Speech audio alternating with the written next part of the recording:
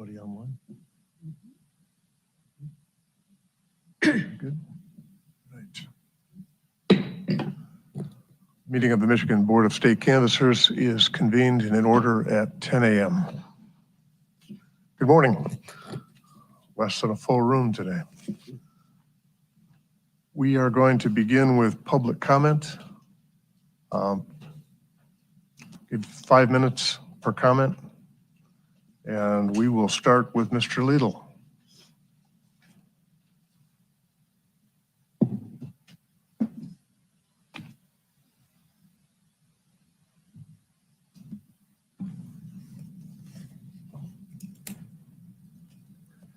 Good morning, Chairman Hoskamp and members. 2 items I wanted to bring to the board's attention during public comment this morning. The first relates to the petition manuals that you'll consider later on your agenda today. And the second relates to our client Invest in My Kids and their proposed constitutional amendment.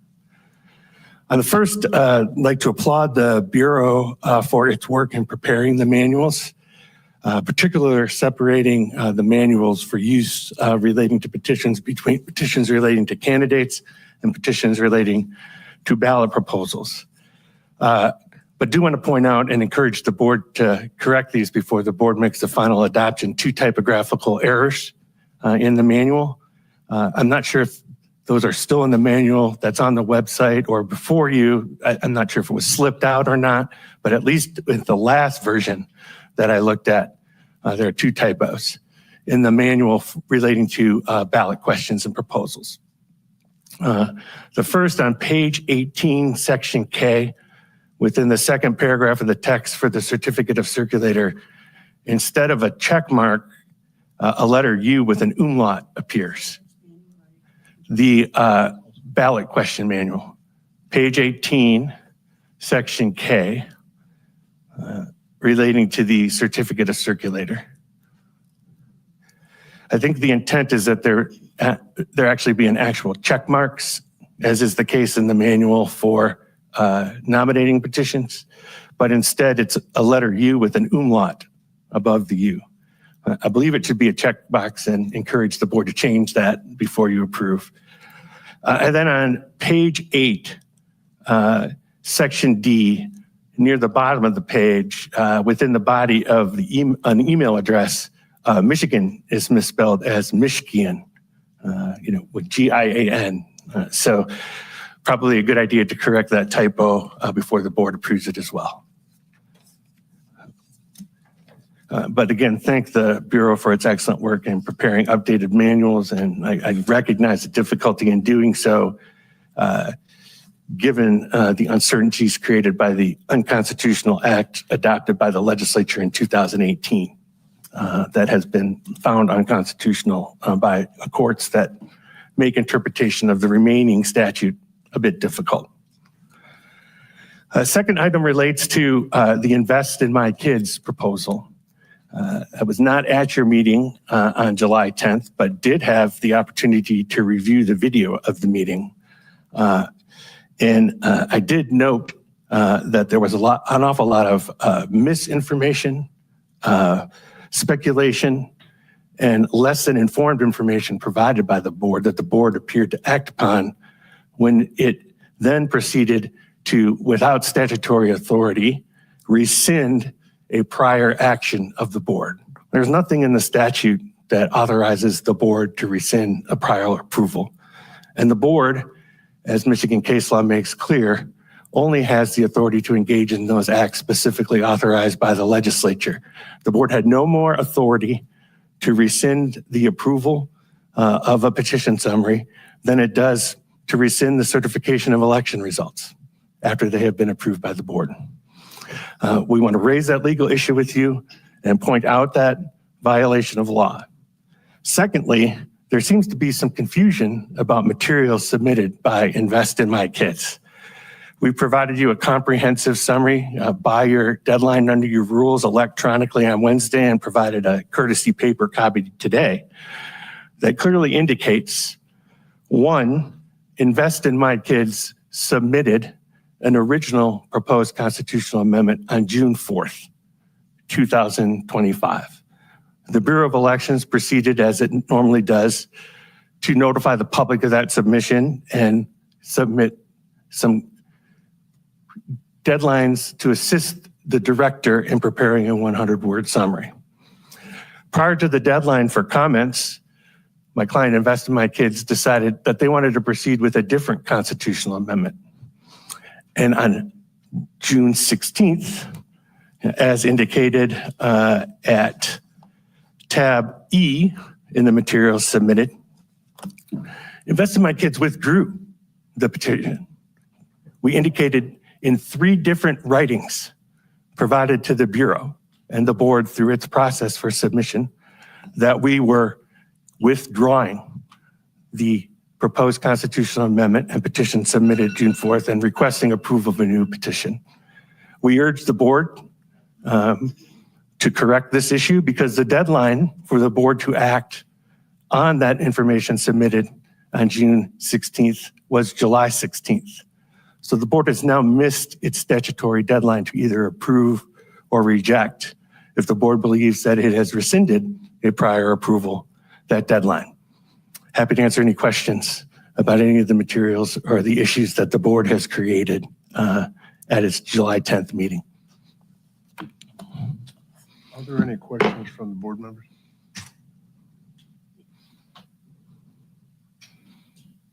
I looked at your various submissions. So the first was on, your first submission was on June 4th, Yes. and then on June 16th, Mm-hmm. and then on June 25th. Yep, June 25th was a submission not relating to the content of the constitutional amendment. It was only incorporating suggestions on the form of the petition. Right, and as I recall, on the 27th, there was some confusion about the word public in local public school districts. And your June 16th amended or revised petition excluded the word public. That's correct, because there were 2 changes made to the proposed constitutional amendment in the new proposed constitutional amendment submitted on June 16th. Right, you included a date and Changed the reference to a date and changed the reference from local public school districts to local school districts. So from June 16th on, the only proposal before the board and the Bureau was a proposed constitutional amendment that referenced local school districts. but your proposed summary included the word public. Sure. And it included the word public on June 25th. No. It did. The petition, if I'm looking at the petition, if you look at tab E, if you look at the actual text of the petition. No, I'm not talking about the text of the petition. I'm Uh-huh. talking about your proposed summary. Well, the proposed summary is on the petition. But the one on the petition is different than Okay. the one that you urged us to accept. I didn't urge anyone to Well- accept No? on June I mean, 16th. right, okay, you were suggesting language to modify the proposed summary Right. that was drafted by the deputy Right. director. Right, and even on June 25th, you included the word public, although it had been I don't excluded. think on June 25th there was anything submitted other than a petition. No, I found in my file a letter dated June 25th.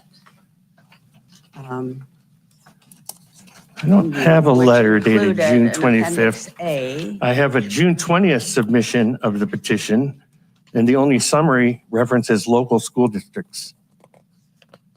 So it was a memorandum on June 25th, which included. Oh, the memorandum to the board in advance of its meeting? Yes, Yeah? yes. Okay. Which included a proposed Yes. changes to the deputy director's Mhm. summary. And again, it included the word public, Right. which you had previously excluded. We were So- making comments on the director's proposed summary, which included the word local public school district. We're fine with the summary referencing local school districts as local public school districts. That's exactly what there are. There is no such thing in Michigan as a private school district. All local school districts in Michigan are local districts. The issue is not with the summary. The issue is what proposed constitutional amendment was before the board. And from June 16th on, the only proposed constitutional amendment before the board was the revised new proposed constitutional amendment. We withdrew the prior submission. Right. And you deleted the word public, but you kept it in your proposed. No, summary, I think if you which- look on the petition itself, which includes a summary, there is no word in the summary that appears on the petition on June 16th. The word local, it says local school district. Right. I'm looking No. on the front page of the petition submitted on June 16th and the back page of the petition submitted June 16th. That was the proposed constitutional amendment before the board. Local school district. And again, any summary is not relevant because it's a summary that's going to be changed. The question is, and the issues that were addressed on June 10th was some allegation that the proposed constitutional had somehow been changed, constitutional amendment had somehow been changed without notice to the Bureau and the board. That's simply not the case. We withdrew the June 4th proposal and submitted a proposal on June 16th, a new proposed constitutional amendment. Right, I understand that. Yeah. I'm just suggesting that the change appeared to be material and that the material submitted by you to us did not reflect your proposed summary, did not reflect the change you had made again, in the constitutional amendment. On June 16th, at tab E, the second page after tab E, the summary of the petition is included in the petition on the front page. And it says, to support classrooms in local school districts. If you turn to the next page, the summary is reprinted. Local school districts. We do not have any issue if any summary prepared by the director uses local public school districts. We supported that language. That is not what's relevant for determining which proposed constitutional amendment is before the board. The constitutional amendment before the board after June 16th was a constitutional amendment that in the body of the constitutional amendment uses the phrase local school district.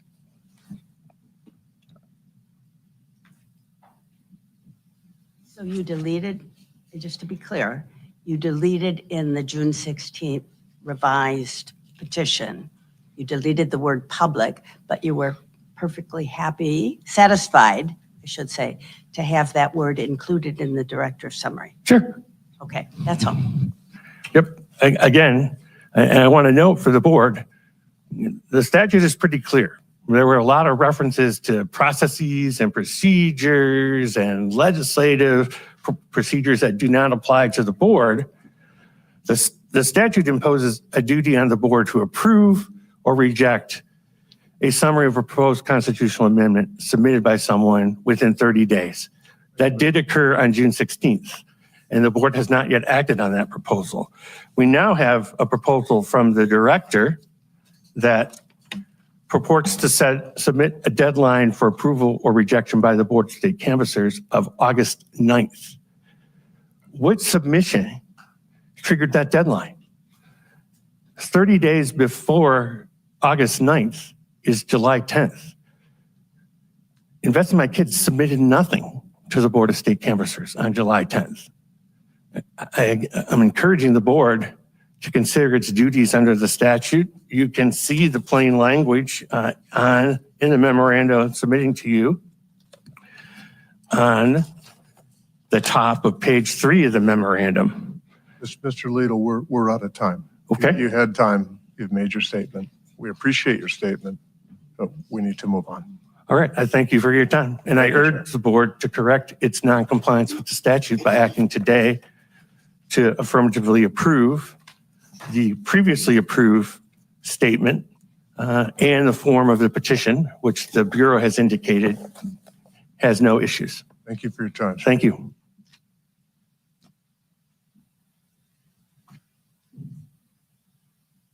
Mr. Doster.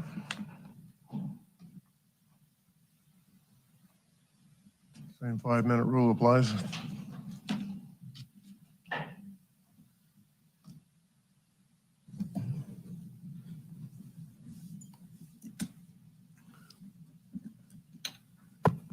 Good morning, Mr. Chair, members of the board. Eric Doster on behalf of Small Business for a Better Michigan. And I would like to, as from a public comment, address the comments you just heard and in the Invest in My Kids matter. Abraham Lincoln defined a hypocrite as, and I quote, "the man who murdered his parents and then pleaded for mercy on the grounds that he was an orphan," end of quote.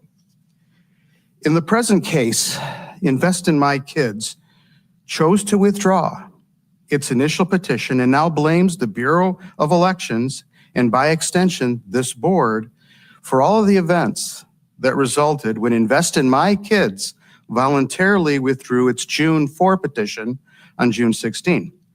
Quite simply, when a petition is withdrawn, the process stops.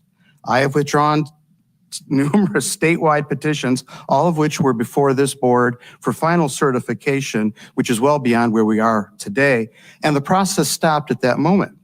Over the years, we have witnessed at these hearings, petition sponsors appear before the board and withdraw their own petitions. They are well within their rights to do so and are always free to resubmit. In the present situation, when the initial petition was withdrawn by Invest in My Kids, the process stopped right then and there until the sponsor submits a new petition to start the process again. But in this case, the process did not initially start again after Invest in My Kids withdrew its petition. More to the point, Invest in My Kids knew that the process did not start again and knowingly perpetuated comments and took actions on the June 4th petition that they withdrew. The facts here speak for themselves. When Invest in My Kids filed its new petition on June 16th, why didn't they contact the Bureau of Elections that a new announcement with a new public comment period had not yet been issued?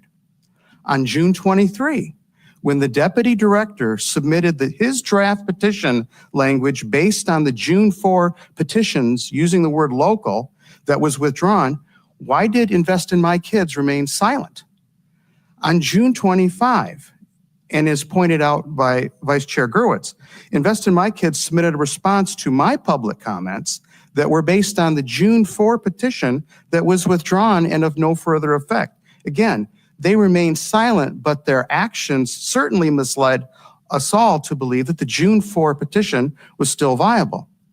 And even on the day of the June 27 hearing, where this board was scheduled to adopt summary language regarding the June 4 petition that was withdrawn, Invest in My Kids remained silent when Mr. Fracassi was referring to his draft language at the meeting and again read the phrase, quote, "local public school district classrooms," close quotes, which applied only to the withdrawn petition.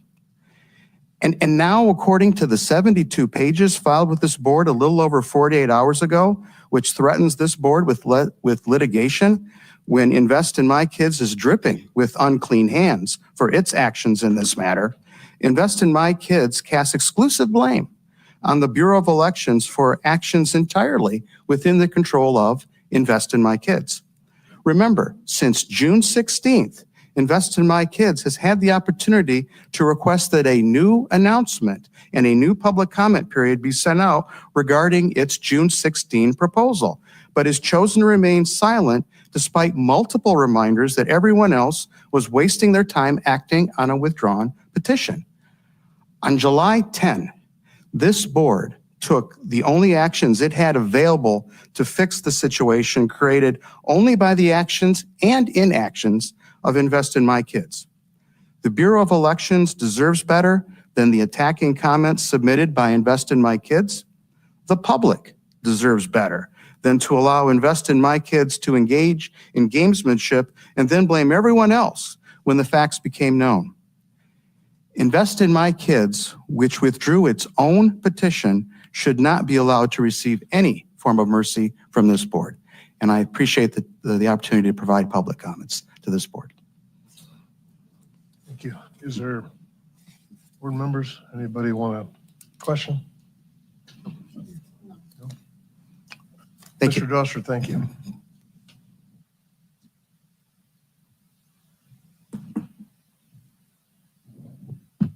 Before we move on from the public comment, based on what we've listened to, I would like to ask the acting director, can you just for the sake of the record, provide a timeline from the Bureau standpoint?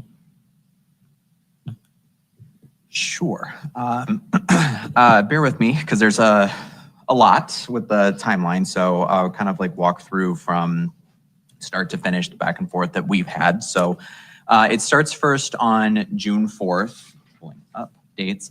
So it starts forth on June 4th, 2025, which is when the sponsor submitted the petition.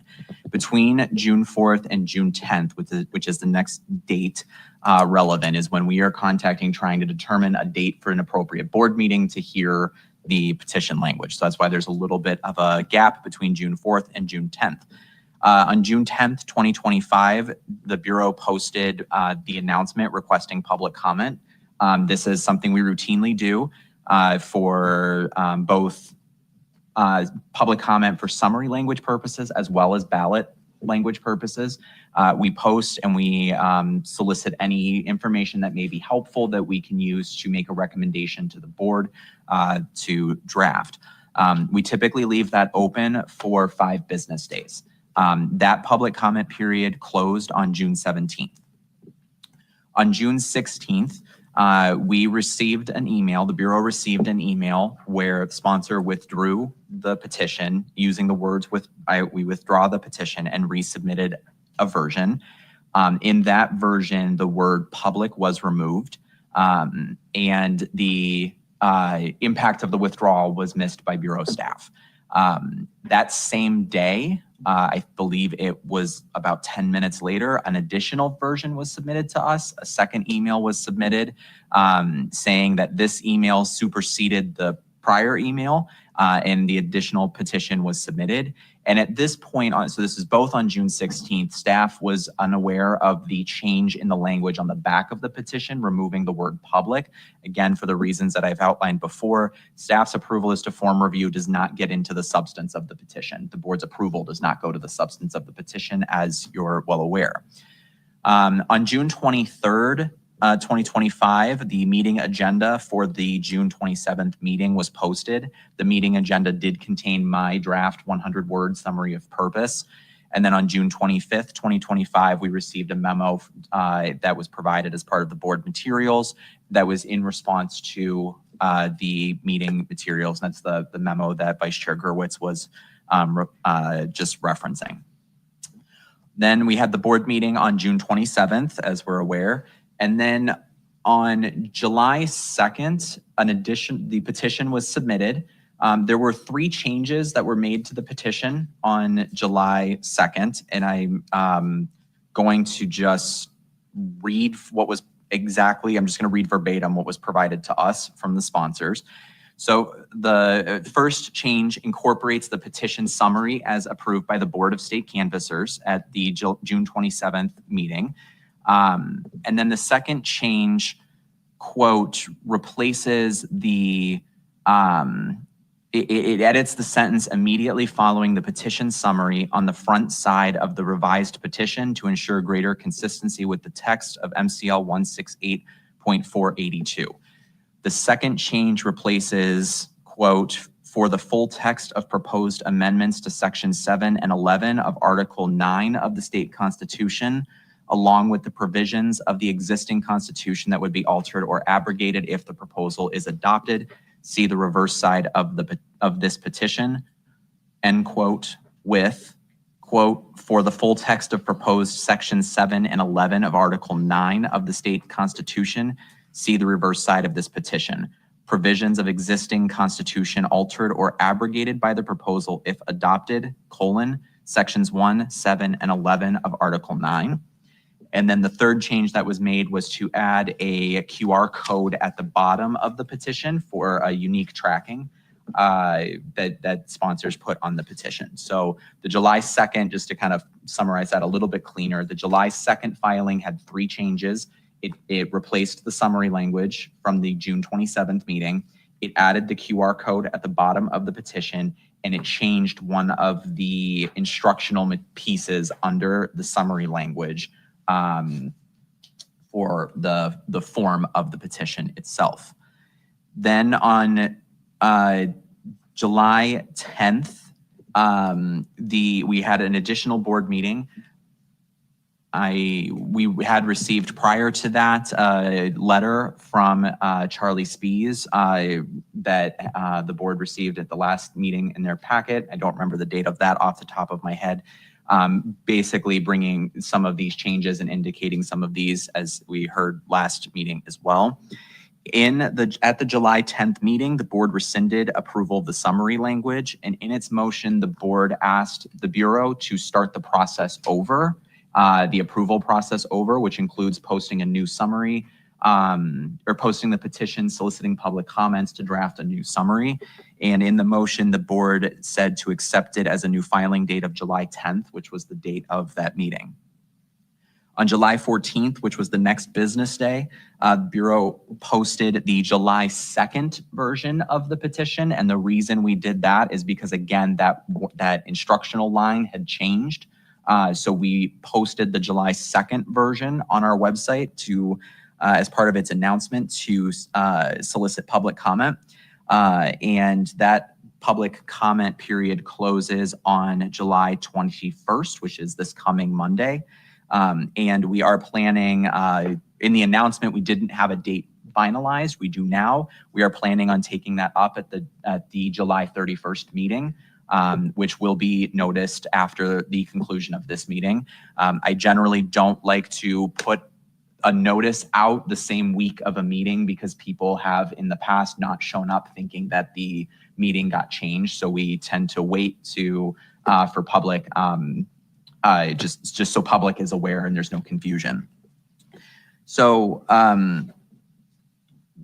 the 30-day requirement under 482B is the board has 30 days to approve or reject. Considering that the most recent version that we've received, the version that is posted now, was July 2nd, 30 days from that is August 1st. If we go by the date in the board's motion, which was considering it received July 10th, that does run August 9th. And like I said, we do have a board meeting scheduled on July 31st. So that's a timeline that I have from what I've been able to gather between the emails and that we've received and the letters and everything. So happy to take any questions if there are any. Board members have any questions for Acting Director? Can you tell me the last 2 dates you mentioned? The 30 days that it ran from? Yes. So 30 days from July 2nd is August 1st. Okay. And then 30 days from July 10th is August 9th. Okay. Thank you.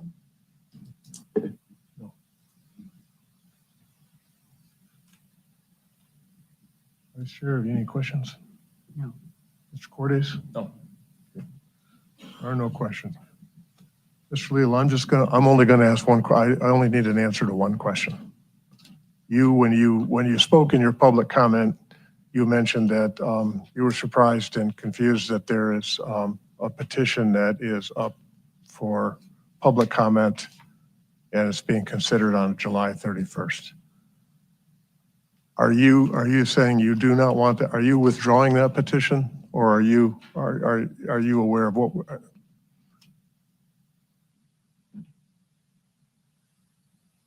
That's the only issue I really want you to address. I won't address any further issues.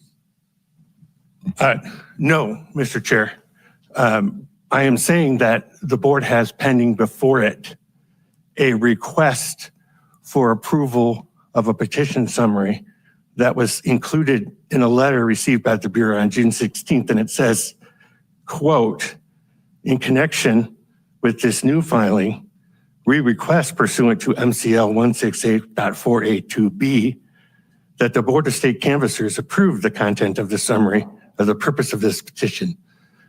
No subsequent submissions requested approval. There is no 30-day deadline or process for the form of a petition. We're not going down that road. This is a really simple one. I'm asking you a question. Yeah. You raised an issue about a petition that is in front of the board right now, or that will be in front of the board for considered. It's open for public comment right now. That's your petition. You heard what happened here on the 10th. Do you want that petition to continue? Do you want the public comment to stay open until the 21st? And do you want us to consider that on the 31st? Yes, we Okay. continue to ask the board to approve our request. That was a yes or a for no approval question. as the form of the June. You want to 16th continue, petition summary. you want to continue the public comment, and you want to come back here on the 31st and work through your petition. Our request for It's- approval of a petition summary remains unchanged. Yes, we would like you to do it today. No, we Given won't the do it deadline. today. We have a petition that is out. Public comment doesn't end until Monday night. We will be back here on the 31st, and thank you for your comments. Thank you.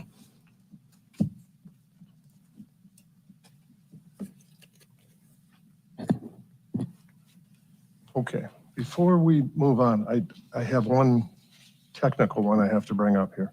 I've noticed on the vice chair's laptop that she's getting a low battery light. That could be a problem. Was that it?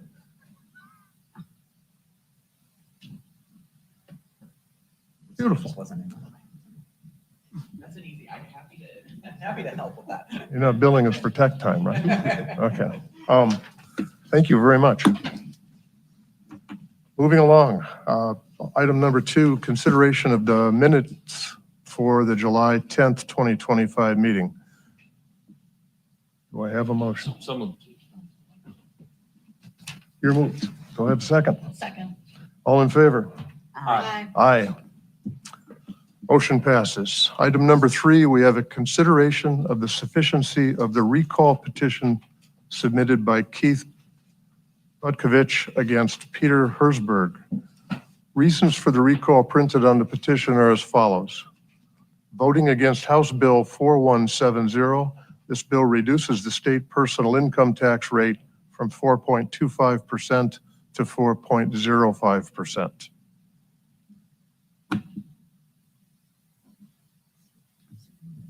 I'm sorry. I have no one's here speaking on. There we go.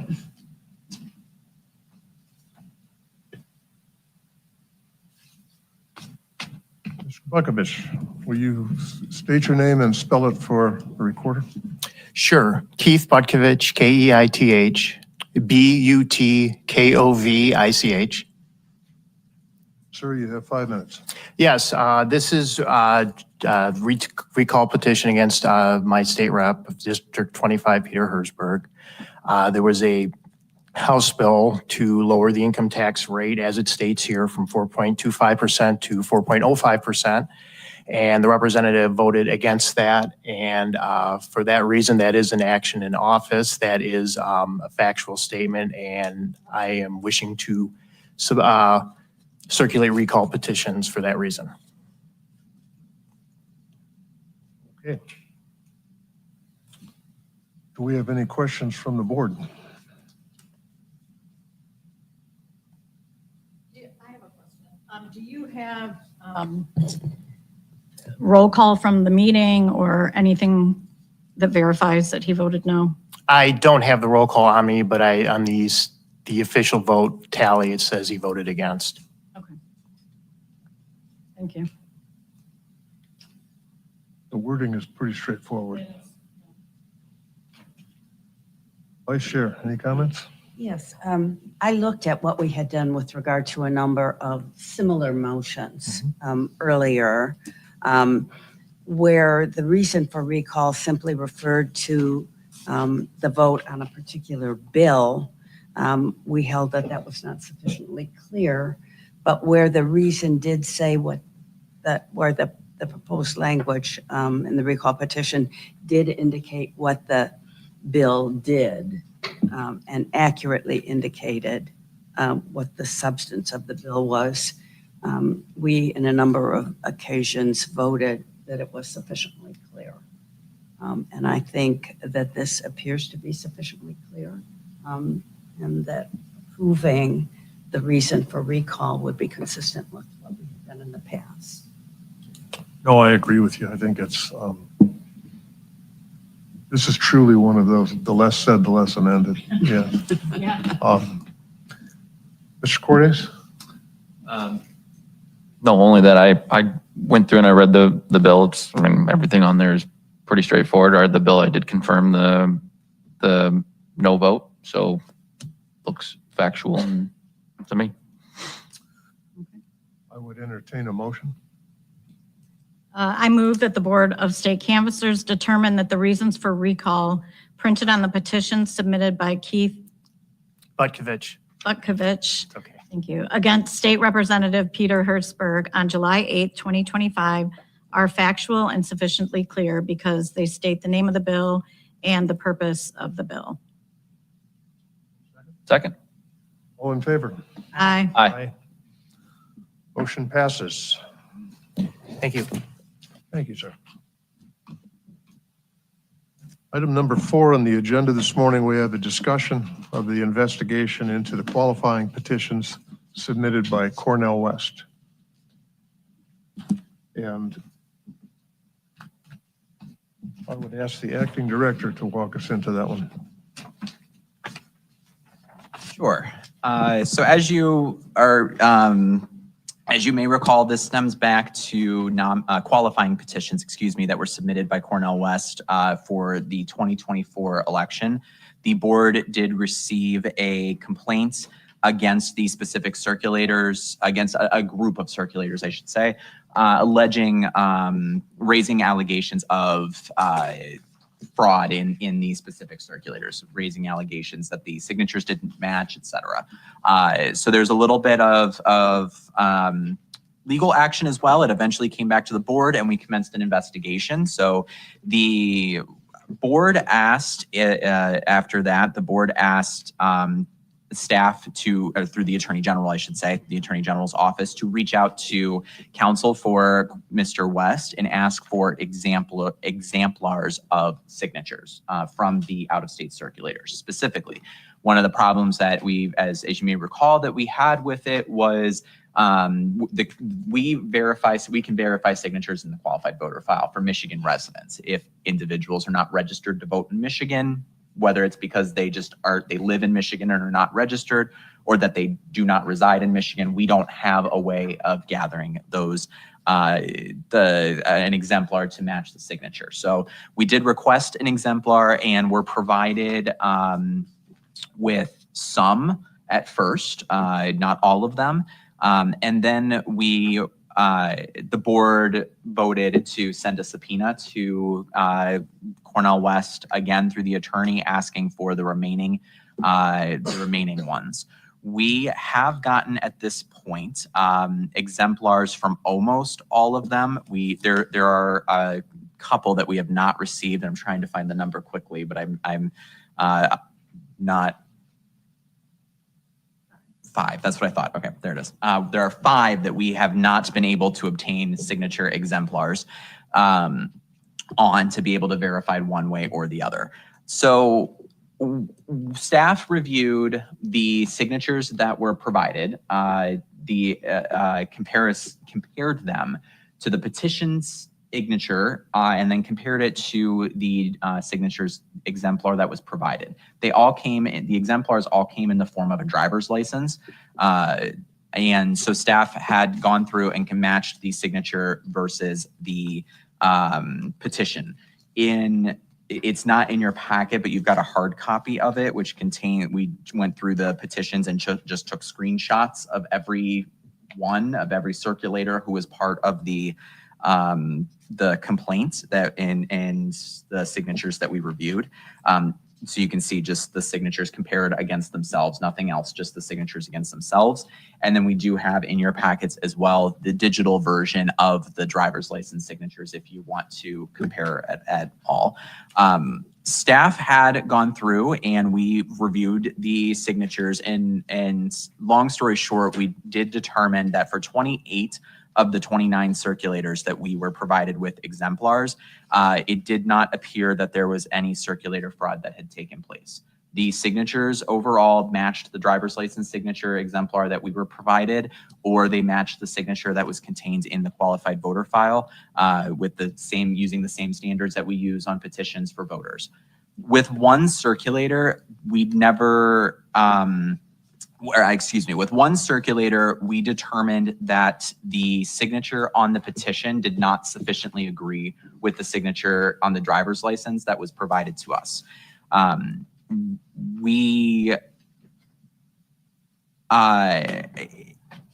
At this point, so I'm gonna back up with as to the 28 of the 29 circulators. At this point, we would recommend in the staff report, we recommend that the investigation be concluded. There's no evidence to us that there was any widespread fraud or that the signatures otherwise do not sufficiently agree with what was provided to us. With this remaining one, under Michigan election law, an individual shall not sign a name as circulator other than their own, is what the specific statutory text says. Staff is unable at this point to determine whether or not this is fraud or if this is an individual whose driver's license signature is outdated. We don't have any information on that. In order to obtain information on that, we did attempt several times to get a hold of the specific circulator. We worked with our Office of Investigative Services, which is an internal division within the Department of State that we have coordinated with before on signature issues specifically related to petitions. As at least as Member Gurwitz may recall, in 22 when we had the allegations of signatures that did not sufficiently agree, we coordinated with the Office of Investigative Services to investigate those further. We did the same thing here with this one individual circulator. We reached out to OIS and asked them to attempt to make contact with him. Long story short, they were unsuccessful. They attempted to call, they attempted to mail, physically mail something, as well as try to get a hold in any way. And the individuals were not able to reach the circulator. So at this point, staff is left with signatures from this individual that do not match the driver's license. And we have no way to determine anything beyond that as of right now, but we are confident to say that they do not sufficiently agree. So from there, what election law says is the board's options. If the board determines that a violation of the election law has occurred in this context, meaning that if the board determines that this is a fraudulent signature, that this was a fraudulent signature, the board has 5 options under election law. It can impose an administrative fine of not more than $5,000 on the organization or person sponsoring the petition drive. It can assess the cost of canvassing the petitions on the organization or person sponsoring the petition drive. It can disqualify the circulator from circulating for not more than 4 years. It can disqualify the obviously fraudulent signature on the petition drive, or it can disqualify the candidate. What the Court of Appeals said as part of this litigation was that this investigation does not have to occur prior to the certification deadline because there are those other options. So an investigation has to commence But in the opinion that the Court of Appeals issued, is that the purpose of this investigation doesn't have to necessarily be solely for determining ballot access. It can also be for any one of those other 4 issues, for us banning a circulator or assessing a fine, etc. So those are the options that are under election law. I will note that even with this, it would not have affected the ballot status of Mr. West in the November 2024, even with this one circulator, if the sample was determined to if this circulator signature was determined not to have matched in the sample, it would not have affected our calculations for Cornell West. So that's a kind of high level. I'm happy to answer any further questions. Question about, so we have, after all the investigation, we're down to one single individual, and that still has some cloud on it. But the question is, how many petitions sheets did that one individual? You know, I should have that answer. I apologize. But Mr. Brewer has that answer. I can.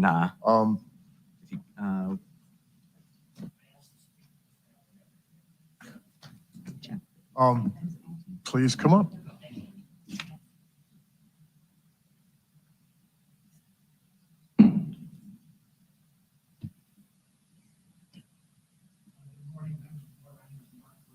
Your mic, there you go. Now it's on. Sorry? No, your mic delayed there. We're having technical issues. this Seems to morning. be on. I have the red light. You're good now. There you Okay. go. All right, thank you. Good morning, members of the board. My name is Mark Brewer of Goodman Acker on behalf of Challenger Rosa Holiday. In this matter, we brought the original challenge not only to circulators, but to signatures. I want to thank the board, the staff, the Attorney General for its persistence in pursuing this investigation pursuant to the court's order. I think it's very important, though, that just as petition circulator fraud should have consequences, disqualification of signatures and prosecution, as we see still going on dating back to 1982, forged circulator signatures should also be penalized. Mr. Delahunt appears as circulator on sheets with 896 signatures. He was one of the most prolific circulators, and I put that in quotes, for the West campaign. Nearly 1,000 signatures appear on petition sheets in which his signature as circulator is forged. So I think it's very important for this board to send a message that circulator fraud of any scale is intolerable. And I know later on in the agenda, you've got a procedure going forward, and I have more remarks about that. But in this particular case, I would urge the board to fine the West campaign, to charge them with the cost of your investigation, which yielded nearly 1,000 invalid signatures. I understand the conclusion of the staff that it would not have affected the result, but breaking the law and circulator forgery is intolerable, and the board needs to send a message that it will not tolerate it whenever it's discovered. So I'd urge you to take some punitive action against the West campaign based on Mr. Delahunt's forgeries. Thank you for your comments, sir.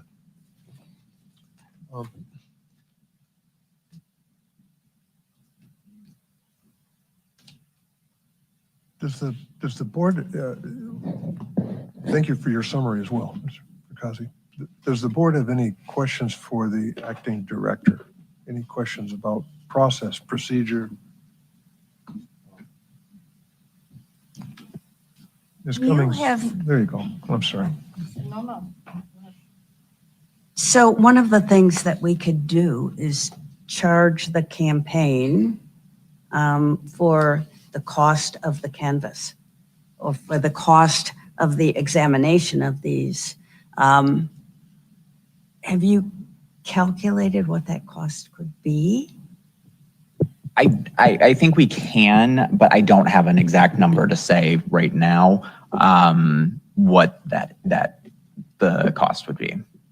We could also impose a fine of $5,000. That is within our authority. As I read the statute, yes.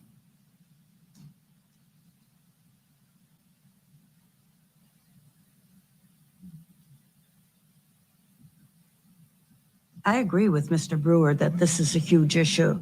And this was a campaign that was where a lot of out-of-state circulators were brought in to solicit signatures to get this independent candidate on the ballot for president. It appeared to have been conducted in a pretty hasty and I would say unlawful manner in a number of respects. I'm looking here at the signature comparisons that you provided us, and certainly with regard to this one circulator, there were a significant number of petition sheets that were signed with a name that did not match that of the circulator. So other people, and it's not just one person who was doing it. What it appears is that there were a number of people who were signing the name of this particular person. And so it's not just one person who has violated the statute, but a number of people who are violating the statute by signing the name of a circulator other than their own. So this is it appears to be fairly widespread. So, and I'm also, I'm just looking at these for the first time. I don't necessarily agree with the staff's conclusion that some of these other signatures sufficiently match. But apart from that, I think it is important for us to send a message out, and maybe to the West campaign, which was a hurried campaign. It came and went. But I think we need to send a message to everybody who is going to be submitting signatures for us to canvass in the next couple of years. We need to say that we take this very seriously and that we expect both circulators and the candidates to ensure that signatures are valid, because it is our responsibility to determine, with regard to any of the petitions that are submitted to us, that those petitions are supported by a sufficient number of valid signatures. So I think that for us to impose a fine is the reasonable thing to do with regard to the West campaign, but also sending a message to campaigns in the future, whether for candidates or ballot questions. Thank you. A couple questions. One, to go back to for all of the signatures that were challenged. Granted, we've had a couple. We can't get any detail on the individual. And I don't want to comment on that because that can happen. But we have one individual, and that one individual, we're pretty certain that those signatures were forged. So what I can say is that in total, we had, what our review concluded was that there were 18 signatures from the circulators that we concluded did not match. I should have said this at the beginning just to kind of preface, we looked at the sheets that were in the sample only. Just because we pull the sample, the challenge is against the sample only. So I just wanted to clarify that one point. So out of the challenge, we determined that 18 did not sufficiently agree. From just this circulator. Thank you. Thank you for the clarification. From this. So out of Mr. Dillahunt's, he was on 13 sheets. In the sample. In the sample, yes, and in the complaint. And we've concluded that not one of them matched the exemplar provided.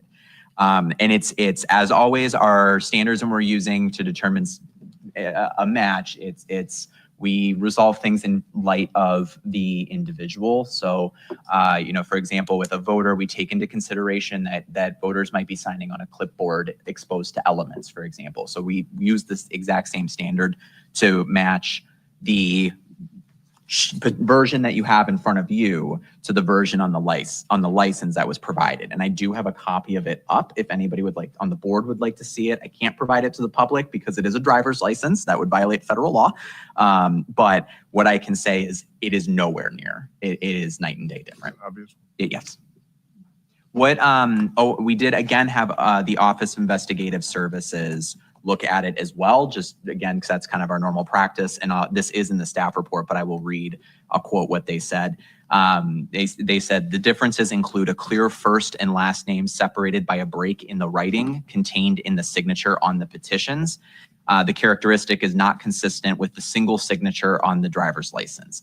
And it was also observed that the circulator petitions clear letters can be made out, easily indicating almost all of the first and last name, and that is not the case with the driver's license signature either. So what I can say right now is that at least for this one individual, these signatures do not sufficiently agree at all. And it seems it's obvious that the campaign understood that, and for whatever reason, they filled his signature in. Whatever reason he had for not signing, it's a moot point. I agree totally with Vice Chair Gerwitz that we've argued this in this room. All of the people that are here have been in these conversations through the last couple campaigns. Matter of fact, we've had conversations about doing things like getting the legislature to talk about requirements for signature gathering companies. We've had a lot of those conversations. So I totally agree that this is something that we can't just kick it aside and not take a stance. But I do have one suggestion for the board to think of. We have an option. We have 5 different things we can do here, but we don't have a number for what the estimate of the cost of the canvas is, the investigation. And so what I would ask for is, could we get that as a number, and could we make a decision then based on what action we want to take after we have that number? Or I think we could put together an estimate and present it at the next meeting if the board would like. is that gives us the ability to look at that number versus, because we're going to have to figure out what the fine is anyway, right? Right. You're counting our time in this estimate, right? I'm teasing. Our time is cheap. Our time is cheap. Yes. That's a different issue. So if we could as kind of an action step on item 4 here is we're not putting it aside, but we're asking if you would come back with an estimate, and then is it possible maybe to add that? Can you do that by the 31st? Yeah, I think we can prepare that by the 31st for the board's meeting on the 31st. I have an additional question, though. I don't think that all of these were not all challenged signatures. Is that correct? Those were all that were challenged as part of the circulator complaint. Yes. So some of these, you indicate that, okay, so Mr. Delahunt is not the only one where there were non-matching signatures. That's correct. Right. So I just think that there are others as well. So why are we focusing only on him? So the main reason, there are others that did not match, but there were, with those circulators, there were some that did match. So in total, we determined that 27 did not sufficiently agree. 27 signatures did not sufficiently agree with this exemplar that was provided. Mr. Delahunt was the only one, it was the only circulator where there was not a single signature that we determined sufficiently agreed. Okay, but there were certainly others where the names, the circulator name was in different and non-agreed handwriting, right? So, which suggests that the fraud was more widespread than just with regard to one circulator, that people were just taking a circulator's name and writing it, and without a whole lot of effort to duplicate what the handwriting should have been. So I just think that it's important to clearly indicate that he was not the only circulator, or that that there were other people who signed the circulators when in fact they were signing a name other than their own. So just one thing I want to clarify with that part of it. So what you're getting at with the other circulators. So in general, there were other exemplars that were in the exemplars, the signatures match. I'm going to start over because I feel like I'm not making any sense whatsoever. So with the circulators that we investigated and that we looked at, the signatures, there were some that matched, there were some that did not match. With what you're speaking about, I think would get to the issue as to whether or not you want to determine that the individual circulator was not is not eligible to circulate for a period of 4 years going forward. So this is, I will say, I will back up. I'm not aware of a time when the board has had this type of complaint. I'm kind of looking at Mr. Brewer to correct me if I'm wrong. I'm not aware of a time, let me rephrase that. Not aware of a time where the board has taken this type of action. That's part of why we're going to recommend the process that we go over as well. So as far as that end, those 5 options go, I think what Vice Chair Gerwitz, what you're talking about would go more to if the board were to take a decision to say that these individuals should not be allowed to circulate because the board has concluded that these signatures were fraud. That's how that would relate in. The statute does require a finding that the signatures were fraudulent, essentially. I use that term not as a term of art, but as a term of the board reviewing signatures, not the legal standard, to be clear. So that's just the one clarification I wanted to make on my end, because I don't think I was being as clear. Are you are convinced that in the case of one circulator, that standard has been met, probably exceeded, right? I can tell you at minimum in the case of one circulator, using the exact same standards that we applied in 2022, we would conclude that these do not sufficiently agree, and they are signatures of dubious authenticity.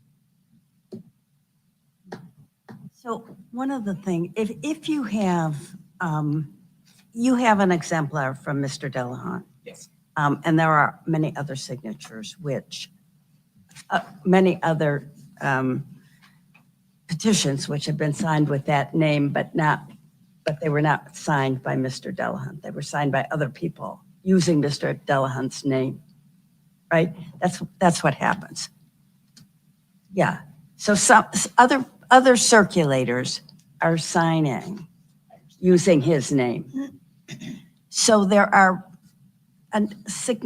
perhaps a significant number of circulators who are violating the law. You don't actually necessarily know that it's Mr. Delahunt. It's all these other people who are using his name, right?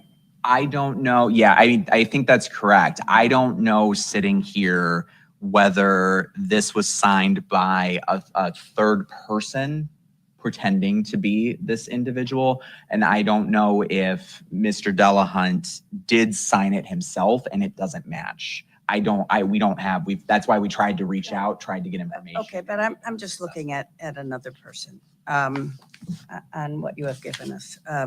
Siobhan Johnson. So we have What number? Yeah, number 15. thank you. So it's pretty clear to me, and it was clear to the people doing the examination that name was used as circulator on a number of petitions, and that it didn't match the exemplar which was given to us. So my point is, you don't necessarily know who the forger is. I agree with that, yes. So it is somewhat difficult to say, okay, this circulator is barred. Right. So that is a penalty which would be very difficult to impose. But I think that the response, and certainly we want responsible circulators, but we want responsible candidates and responsible ballot question committees. So where it is somewhat difficult to identify who has perpetrated the fraud, I think that we need to hold the campaign responsible. I wouldn't try to figure out, I have no idea who these people are. Let's do this. Let's get an estimate of the numbers.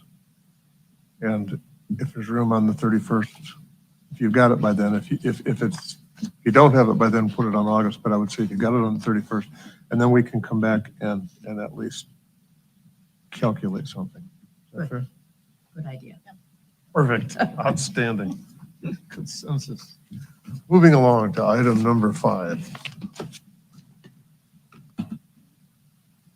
And I would tell you right away, item number 5 and number 6, before we go down this road, there was a single manual. It's all been approved. It's all been discussed. It's out there. It's being used. Item number 5 and number 6 represent taking that manual and turning it into 2 manuals. And so we've got folks that would like to talk to both item number 5 and number 6. But I think we can kind of combine some conversations here maybe. But I would ask the acting director to introduce the conversation for 5 and 6. Absolutely. So this is, like you said, this is an update to our petition manuals in general. We put this before the board usually at the beginning of the cycle, just so that way we can have guides for candidates and for circulators as they are circulating petitions. We usually keep track. We pay attention to what, especially when we have the candidate certification meetings, the issues that we hear. We keep kind of note of what people are saying to us. These manuals are designed to help the public. It's designed to help candidates. It's designed to help circulators. So when we hear things that maybe are a little bit unclear or something like that, we try to respond and especially clarify some of those things. One of the things that we heard last cycle, I think the most, was the combination of putting them together. I think we heard it both from testimony from individuals, but we also heard it from candidates in the sense where they were saying they were following one part of the manual, but that was a part that applied to ballot questions and not to candidates, or vice versa. So the biggest change that we have done, our recommendation is to break those back up and have one manual that's focused on nominating petitions for partisan offices, and then have one manual that's focused on ballot question committees and the statewide ballot questions, so constitutional amendments, initiatives, and referendums. There is obviously overlap between the two. The methodology behind how we sample, the methodology on how we determine whether a signature sufficiently agrees, that applies to all petitions. But importantly, what we're doing with these is we are not making recommendations to the board at this point to substantively change process or change any of those things.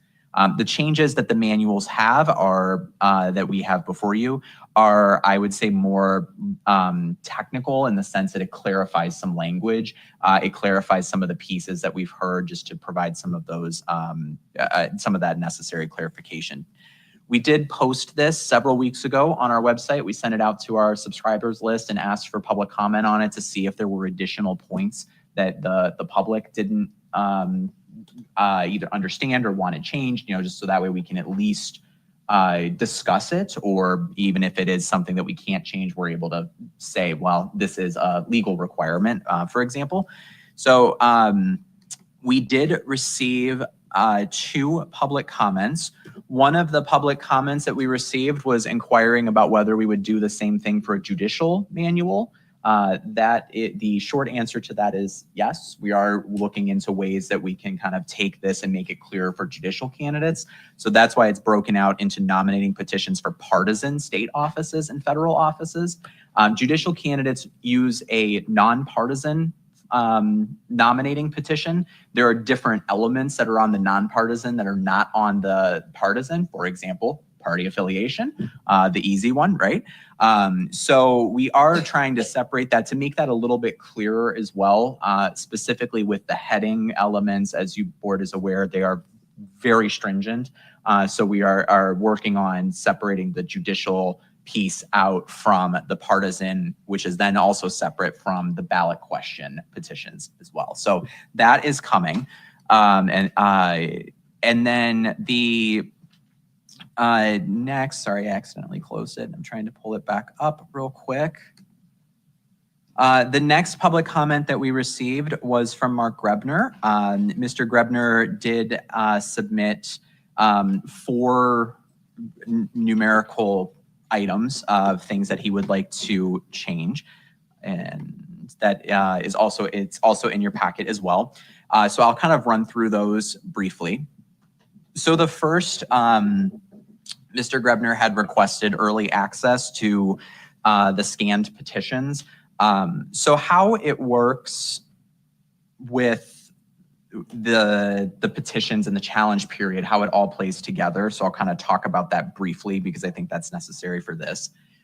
For candidates, the challenge period is established in statute. It is a flat 7 days following the filing deadline, unless the petitions were not made available and the board by motion extends the deadline. So as you might recall from 2024, and with the adoption of random sampling for statewide candidates, we struggle to get that done in 7 days, especially if it comes on the date of the filing deadline. And the board did vote in 24 to extend that to be 7 days from the date we released the sample for ballot for the sampled candidates. For ballot questions, by virtue of a board vote, the challenge period is 10 business days. That is a board policy for a variety of reasons. We had discussed several years ago about whether to change that or not. At this time, we're not recommending changes because it's a very tight window with that. So Mr. Grebner had indicated in his comment about being able to still access the entire universe of the petition filing. We do make the entire universe available at the time we release the sample. And so we will release for candidate X, who is running for state senate next year, we will release the sample and say it's available for anybody to purchase it like we normally do. And at the same time, they also can request the entire filing for that candidate. We will have it available for folks to get the entire filing as well. The second comment was dealing with subsequent Can signatures. I ask? Sorry, yes, please interrupt me at about any that? point. So one of the things that Mr. Grebner is focusing on is the ability to identify duplicates. Mhm. And so if you release the sample with regard to one candidate, are all of the samples released at the same time?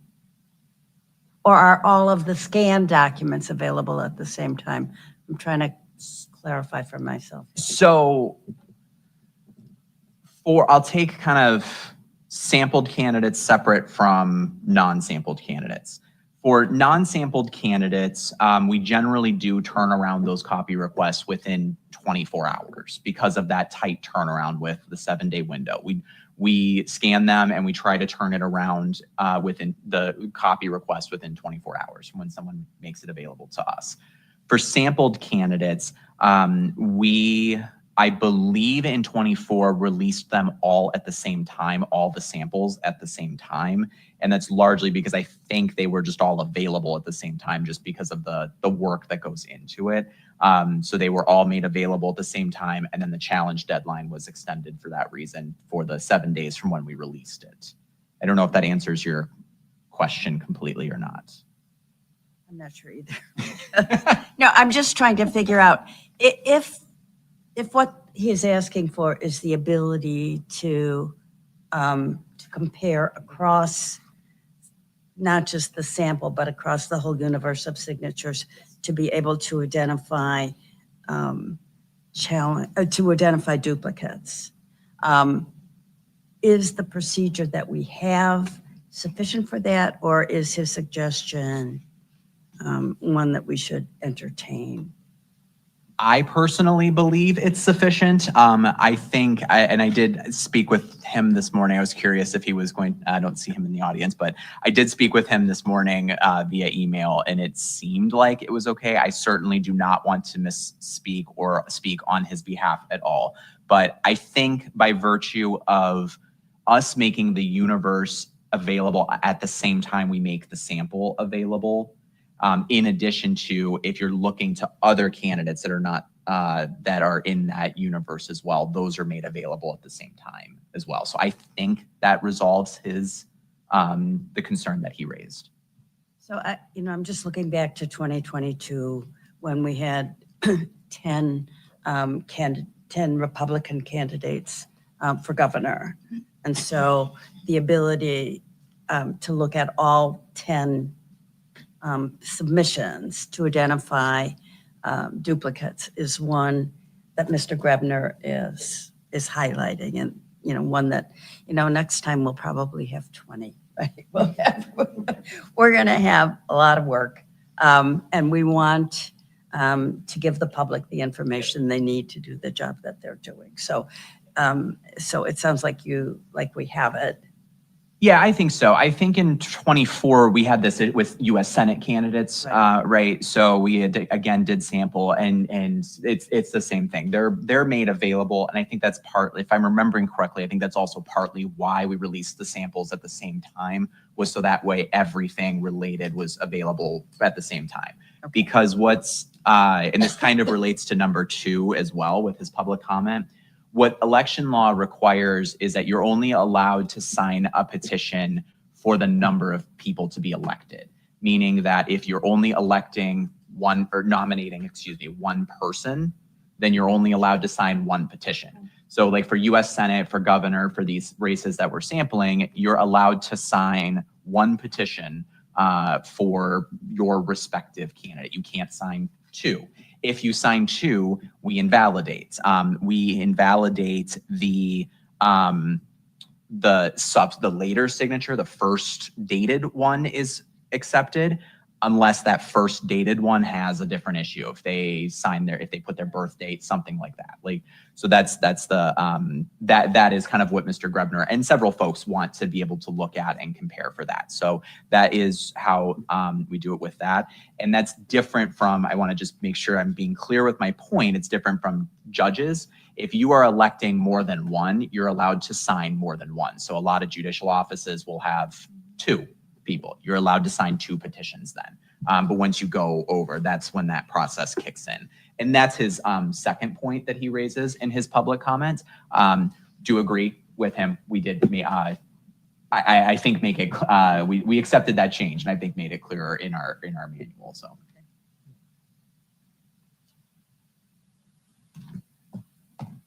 You're locked out. I want me to go. Okay, I didn't want to, if there were still questions. Okay. I think that kind of addresses number 2 as well. So number 3 in the comment was for rolling publication. This is something we heard before. And unfortunately, this is just not something that we administratively can do. What the request is that basically as we scan that we would just make them available on a rolling basis. Our hesitation with doing that is just the burden that is involved with it. This is already a very short time frame that's involved. So it's difficult for us to make spots available and to make petition sections available on a rolling basis. But what I will say is that we did purchase high-speed scanners. By also shifting the Bates numbering process to digital versus hand stamping, though that has dramatically decreased processing time, so we are able to turn them around pretty quickly, turn around those copy requests pretty quickly. So that is something, we did not accept that recommendation only because that's just not something that I think at this time we're able to do. Is that something that, as you're working with the high-speed scanners in another campaign that are kind of in a real full cycle coming up, also working with sampling, working with a lot of new things. Is it possible that maybe in the future we can revisit number 3 with the rolling based on procedures and process optimizations that you discover? Absolutely. Yeah. Yes, and that's partly why we come back to and we try to do this every cycle is for that exact reason. We're able to sometimes we're able to say, hey, this is a thing that we can tighten up, or maybe this is an expansion we're able to make. At this point, I'm not comfortable with that only because this is still this is only the second time we've done this process. So yes, I think this is something we can circle back to if we're able to accommodate it in a way that is okay for everybody, to be honest. So, Well, and just to be fair, we've had so many conversations over the years about technology and other things. You know, one of the things that I think is still a spot on the wall that we talked about in our roundtable is the idea that you're not very many cycles away, maybe this cycle, where you can actually scan it and the software can break the information apart as well as create a PDF and possibly even provide some deduping on an automated basis that was available by report. So it seems like you're going to have a lot more changes this time. wouldn't surprise me. We might be having a completely different discussion 2 years from now. All right. So the last comment that from Mr. Grebner at least was permitting controlled pre-submission sheet numbering. This is one. There's no change in our process with this, but I think that we need to be a little bit clearer in the manual. And I will say that I do think that this also needs to be further refined, because based on the email that I got from him this morning, I think that something still in our manual isn't clear with this. So in general, when it comes to unique identifiers, we do not prohibit unique identifiers. So a unique identifier being like a barcode at the bottom of the sheet or QR code, something like that. What our request always with the unique identifiers with this is, number one, no stickers. Stickers come off, they jam our machines. It's very difficult when we get stickers. And number two, the problem with stickers is that they're often covering up mandatory elements, which invalidates the entire sheet. So we have had drives that have had significant numbers of sheets just completely eliminated because the sticker, the barcode sticker was placed over the circulator warning or something like that on the sheet. That invalidates the entire thing because we don't know when that sticker was applied. So we usually recommend no stickers for that reason. What our recommendation usually is to place the unique identifier just somewhere at the bottom of the petition, somewhere down here underneath the circulator block, underneath the warning, things like that, because that's out of our way. When we are processing and when we are bait stamping, and I know this is a recall petition, so it's slightly different, but when we are bait stamping, we're using the top right corner. So we always just ask, don't put anything in that top right corner, because that's where we have the most room to be able to apply Bates numbers in a way that the public is able to see them as well. If you start having things overlap, then there becomes confusion as to which one is which one is part of the sample, not. So I think in general, this is worked pretty well in the last couple of cycles. I actually don't recall last cycle at least disqualifying a significant number based on a unique identifier or anything like that. That's not something we're proposing to eliminate. That's where we are wanting to keep that same standard going forward that we say. So I think we might need to provide greater language in the manual just to make that clear.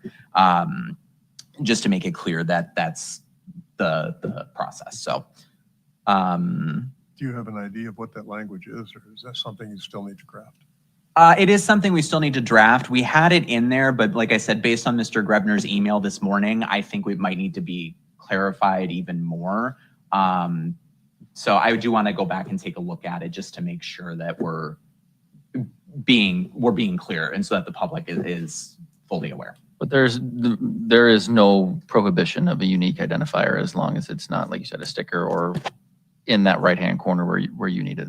Campaigns, and they can use those unique identifiers without having any issues, as long as they're falling in line with not covering stuff up, all that stuff. Exactly. Yep. Okay. Yep. Yeah, and we just want to make that clearer as well. And if it helps them to monitor their petitions and validate their signatures, it's in our interest. That's why we don't say no for that exact reason. Yeah. Yep. Because we want them to be responsible. We're sending that message out. Okay. Yep, that's why we don't say no for that reason. We just, like I said, we would just always ask that you stay out of our processing way and you don't cover up a mandatory element. So for those reasons. The last piece that I'm sorry, I want to, are there any, before I continue? Okay. So the last piece that is not in the manual that I want to recommend to the board. This is a slight change to process, only to initiatives, to ballot questions. And it's not to how we process the petition, but one of the things that I am going to recommend is related to the approval as to summary purpose and the approval as to form of the petition itself. We currently when we receive a request to draft 100-word summary of purpose, when that comes in, the request is put online for public comment. And it's posted, like I said, for 5 business days, and that request has to be acted on within 30 calendar days by the board. At that same time period, we are having back and forth with the sponsor on form issues. We are having changes being made. We are going over things just that need to be tweaked. The warnings don't meet the statute. The font isn't correct. The size isn't correct. The size of the petition, things like that. So the change that I am going to recommend is that we do not start the summary process until we have a ready to go form in our hands and it's seeking approval as to form, meaning that essentially the request for summary language would be considered received once we have a version of the petition that's ready to circulate to the public. The goal with that is so that way when we are putting it out to the public is seeing the version that is proposed to be circulated, minus obviously the changes to the summary language. And I just want to be clear that that request was something I was going to make even regardless of anything that has happened recently. This was something that we have been struggling with the last couple of times. If you recall, we used to accept language just in like a Word document and we would put that out. That changed to the board wanting it on a specific petition form. And then now it's with it both happening at the same time, it's causing more confusion. It's causing changes. We're receiving comments about form requirements that have already been changed that staff has already caught. So it's not really benefiting either the public or ourselves. And it's a little bit of a struggle. So that is the other change. That is the one change to quote unquote processing that I would make. I don't equate that as a change to processing like how we review signatures or anything like that. That's just that upfront procedural piece. So to be really clear on what you are asking, you are not asking us to approve the form in a formal meeting before you work on a summary to bring to us. That is correct. No, we would not be asking for board approval as to form. It's just behind the scenes in terms of when the public when it would be posted for the public. Correct. Basically, we wouldn't start the summary language until we have a version that we are prepared to present to the board for approval as to form, essentially.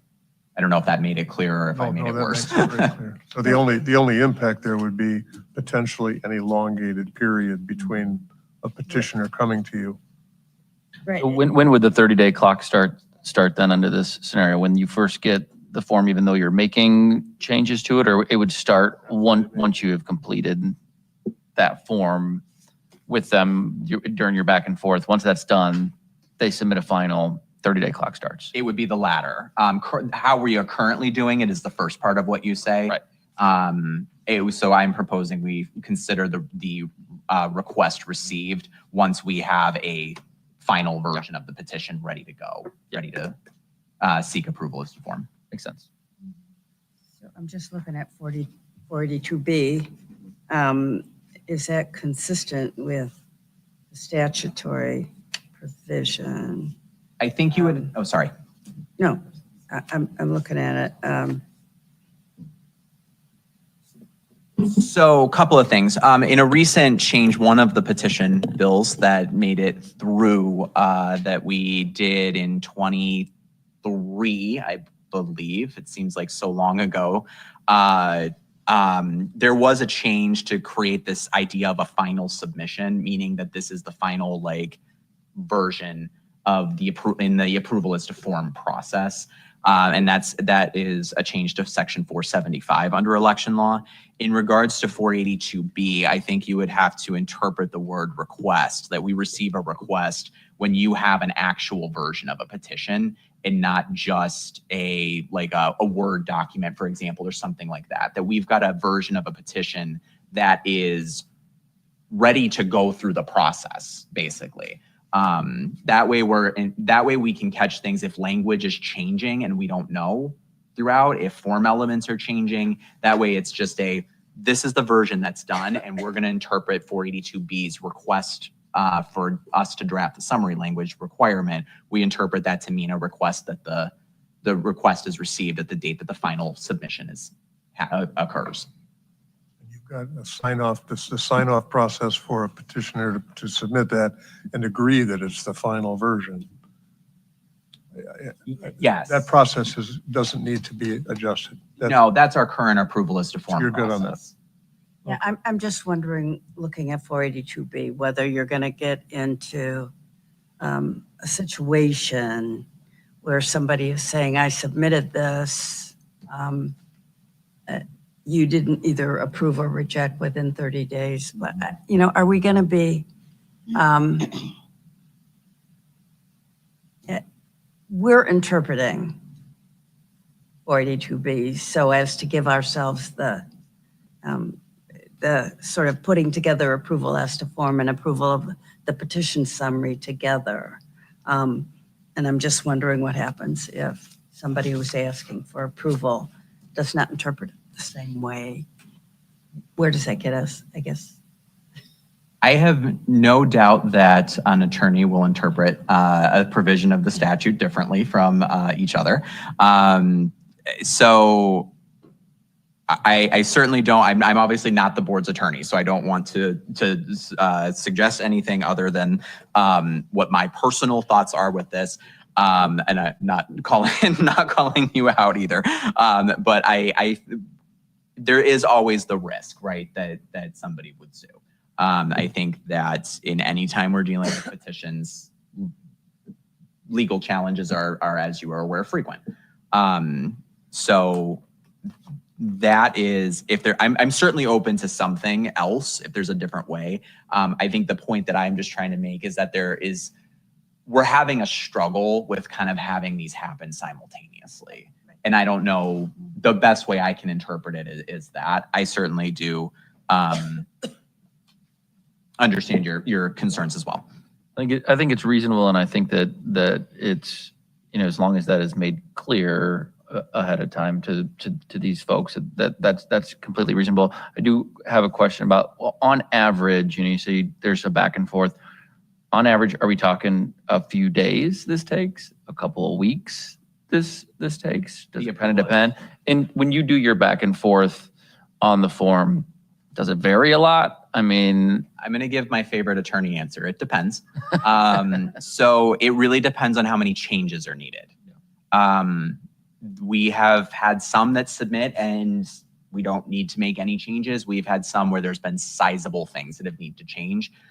Some of them we've been perfectly fine to do it within that 30 days, and others we have really struggled to get through that process, and others we haven't even been able to complete it within that 30 days, and we have affirmatively told them we are not putting approval on the as to form on the agenda because you have not made corrections and we don't have the copies in front of us. It will go on the next one. So it really does just kind of depend on what the form, the quality, just like what needs to happen, and whether the printers are able to turn it around for the sponsors. What I hear you proposing, what I hear you saying, which is resonating very well, is if you put this in place, you're establishing a baseline on having a form that meets the requirements before going forward. Yes. And that would be clear for everyone, petitioners, Bureau team. Everybody would have a clear understanding of what goes into that. You would simply not start the clock running until you had something that met the requirements of the statute. I would agree with that. And this is something I also want to flag, because I did hear the comments from Mr. Liedl earlier with the other errors. I know there are other individuals that want to talk as well.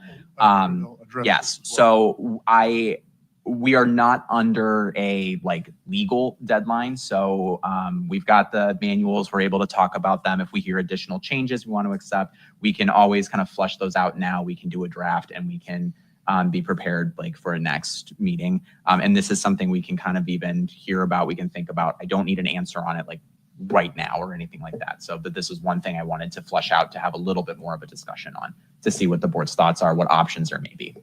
This would be, your intention would be to put it into the new manuals that are being released. That is correct. Okay. Any other questions for the director?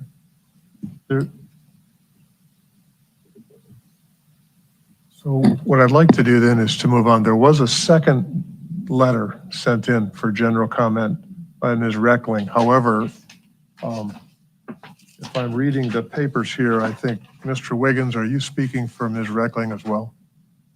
So then what we'll do is we won't have to talk about that. What I'd like to do then is to just move to the comments and open it up. Ms. Reckling's letter was the letter I was referring to. So she does have comments on the circulator procedure. Correct. So I'll hold those for a second. And I was referring, that was the letter I was referring to with kind of the unknown with that judicial manual as well. So I'm glad somebody's here, because I certainly don't want to misrepresent anything either that was being said. So that was a gentle way of me segueing to make sure that Mr. Wiggins knew that we still intended to hear from him. And one other item, I have two folks here that would like to comment on each of these.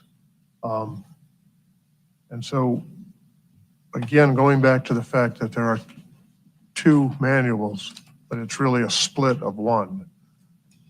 Just in the interest of time, I would ask that if you've got comments that are related to both general, just speak to one of them. If you've got comments that are related very specifically to petitions or to candidates or to ballot proposals, then identify those so that we know what we're talking about. And with that, I would invite Mr. Brewer. Would you like to share 5 minutes of your time?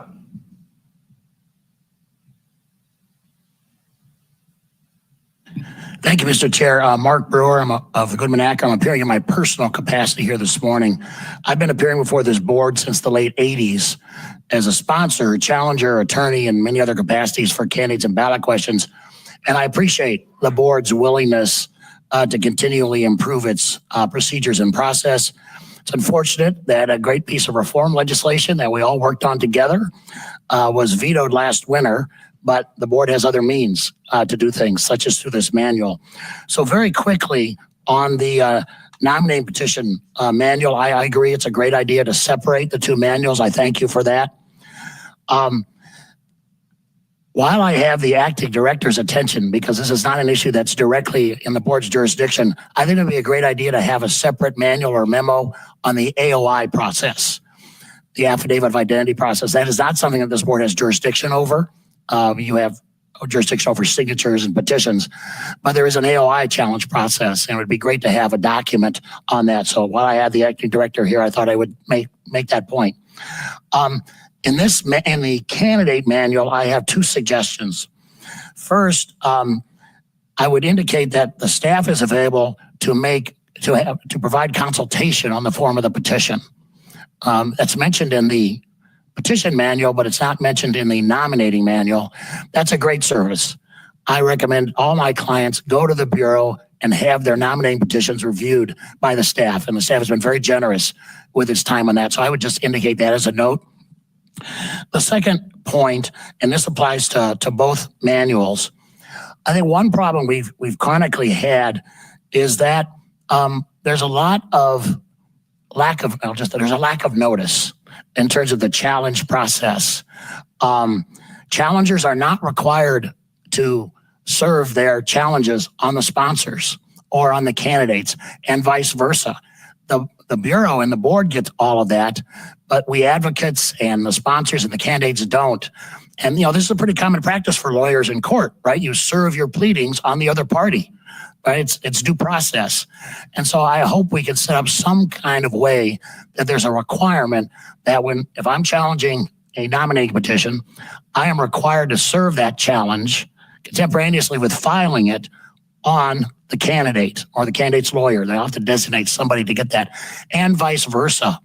Because I think too much there's trial by surprise here, which is what we lawyers call it when you don't know what the other arguments are going to be. People show up and they're making arguments you haven't heard of because you weren't privy to the documents that they served. I just think it'll be fairer and expedite the process if that could be provided in both processes, both nominating petitions and the ballot question.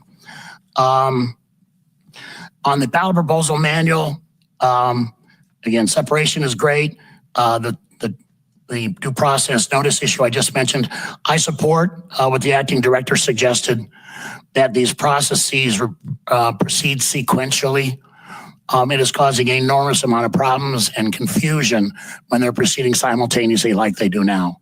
I have always tried to bring complete, finished petitions as to form when I bring them in and then ask for the summary, but I've seen it.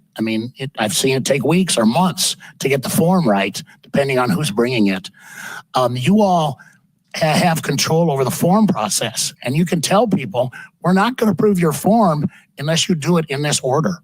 So, you do have a little bit less control over the summary process, as has been discussed here. That's in statute. But I think you can use your authority under the form process to make the structure work that the acting director suggested. I strongly recommend that you proceed in the fashion that he's recommended. I think it will serve everybody. Thank you, Mr. Chair. That's all I have. Be glad to answer any questions. Questions for? I have a question for Mr. Grill. In terms of what Mr. Brewer has just suggested about service of the challenges on opponents, the time for challenges is statutory. Can we make that, I believe it is, yeah. So can we make that requirement ourselves?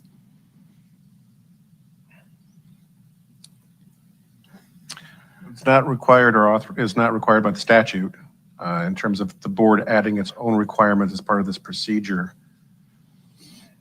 To some extent, I would invite the acting director to comment on what they think the scope of their authority is. It seems to me like the board's authority to just kind of create that out of whole cloth would be open to challenge. But a question, it's okay. So I was going to ask almost the same question, so I'll combine mine. The board, the Bureau could become, without legislative involvement or court challenge, a clearinghouse. What I mean by that is that when you receive a notice of a challenge, you could post that notice.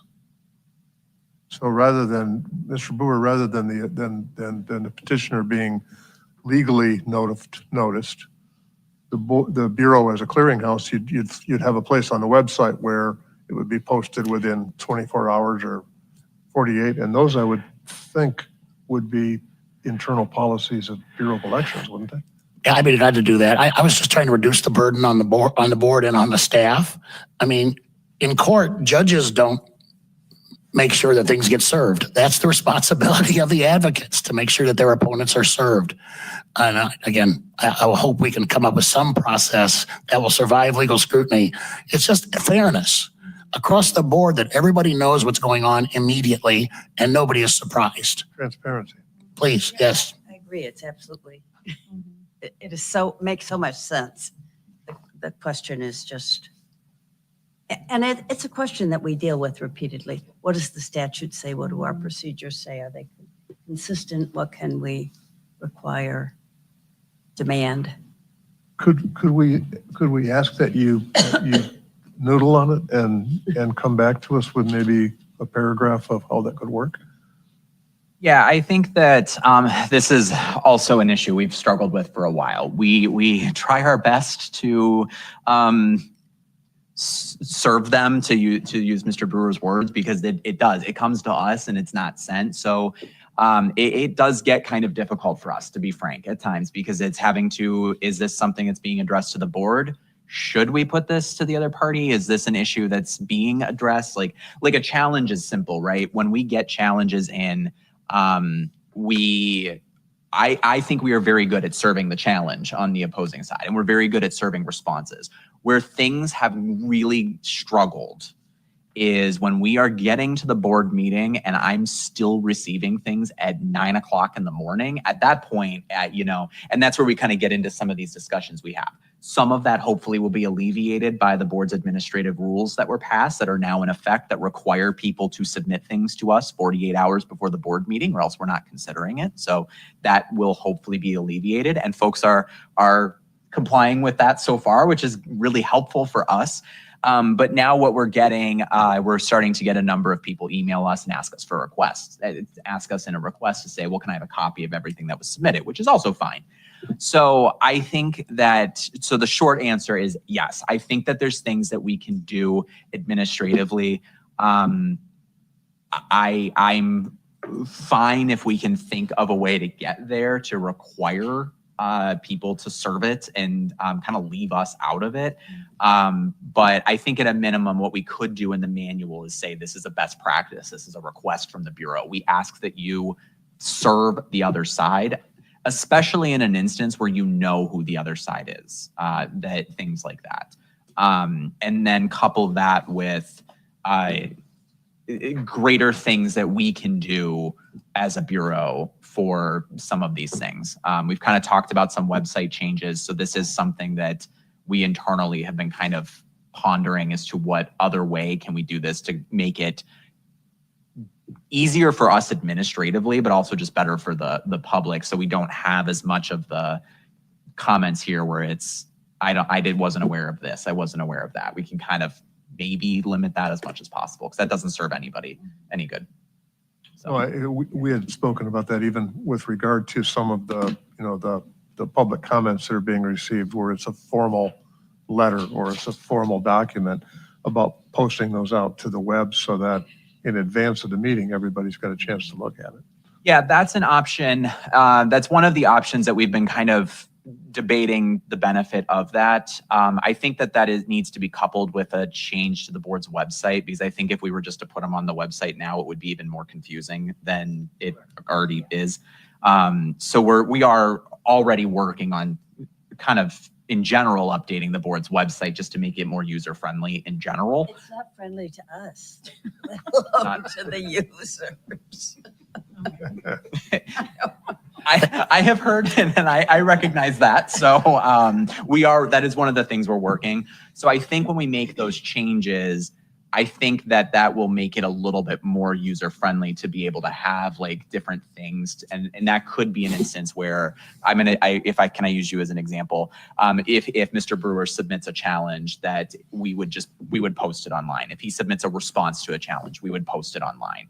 And that we would just be able to get in the habit of just posting things online. What I would not want to post is if we get just a general email from a member of the public just saying, I support what you're doing, or I'm opposed to what you're doing. I would not want to get into the business of posting that, because that contains somebody's sensitive PII that would have to be redacted, that's got to be withheld. So I think those are things that we can take back and we can think about. And like the courts, you all have a docket.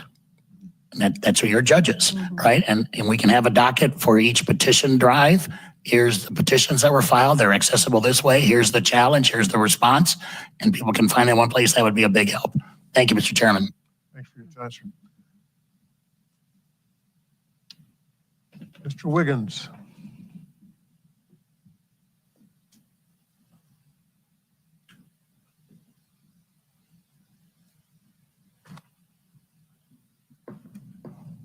There we go.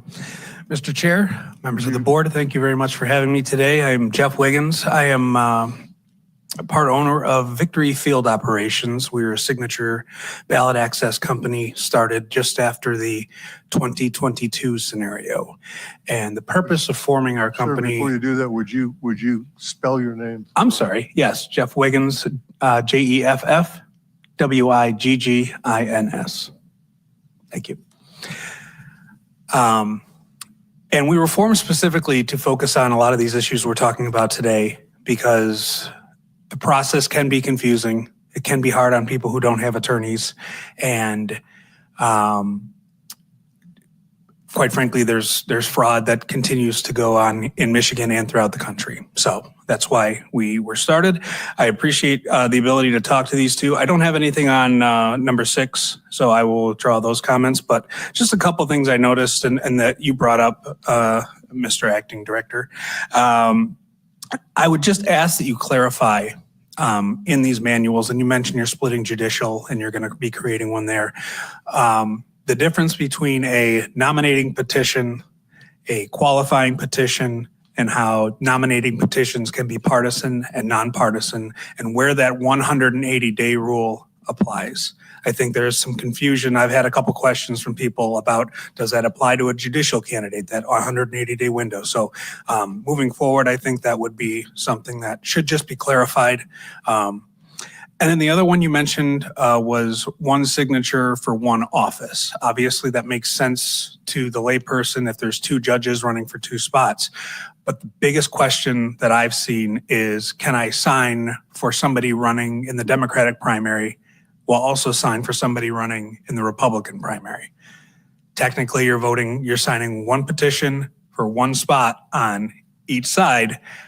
I think there's an argument that where people can get confused on that, so that might want to be clarified in there as well, that you can only sign for one office regardless of partisanship or nonpartisan. So the other thing, I didn't notice in the manual, you referenced the congressional requirement, but another question I've received this time and last time, we have 13 districts and the requirement is half. So I think more clarity in that aspect to say if we have an odd number of congressional districts, it's a question I've got multiple times. So I always say go on the safe side, but I would recommend 50% or more or something to that effect of the congressional district would probably clarify that. And then I did have a question, and maybe this can be spelled out, but when you do sampling for candidates, how does the Bureau sample that specific requirement that they have 100 signatures from 7 of the congressional districts? Because obviously that there's a chance that that's not reflected in the sample that's drawn. So if you do run a full check of that, I think I would maybe just spell that out to people. And if you don't, I would ask how you guys measure if that requirement is fulfilled. And then the rest I have on the circulator challenge, so I can withhold my. We have anyone on the board have questions? Mr. Wiggins? What's the difference between 50% and half? I'm sorry? You suggested that it say 50% instead of half. Well, I was just throwing out some sort of language where it needed to be, but we always say 7, but I would be remiss if I didn't say I've heard that question from many people. It's a good question, right? Yeah. They're all great questions and great comments. I would ask if the acting director has any comments to add here. I think those all make sense. As far as the half, we do say 7 because the statute says at least half. So because half is technically 6.5, and you can't have half of a congressional district. So I think for that, it might make sense just to say 7 of the congressional districts, just to be clear. Anyway, you can still cite the statute and say this is the statutory requirement, but then we can just say 7. That doesn't change. It changes once a decade. So with redistricting, like the requirement's there, but the number of congressional district changes once a decade, and for the most part. So I think it might be easier just to say what the number is. Okay. So with the rest of them, I think with the rest of the comments, I think that all makes sense to spell out and be clearer on as well. Thank you for your time, sir. Thank you. Mr. Neistat, you've asked to speak again on 5 and 6. We're going to try to get you to speak on both together here.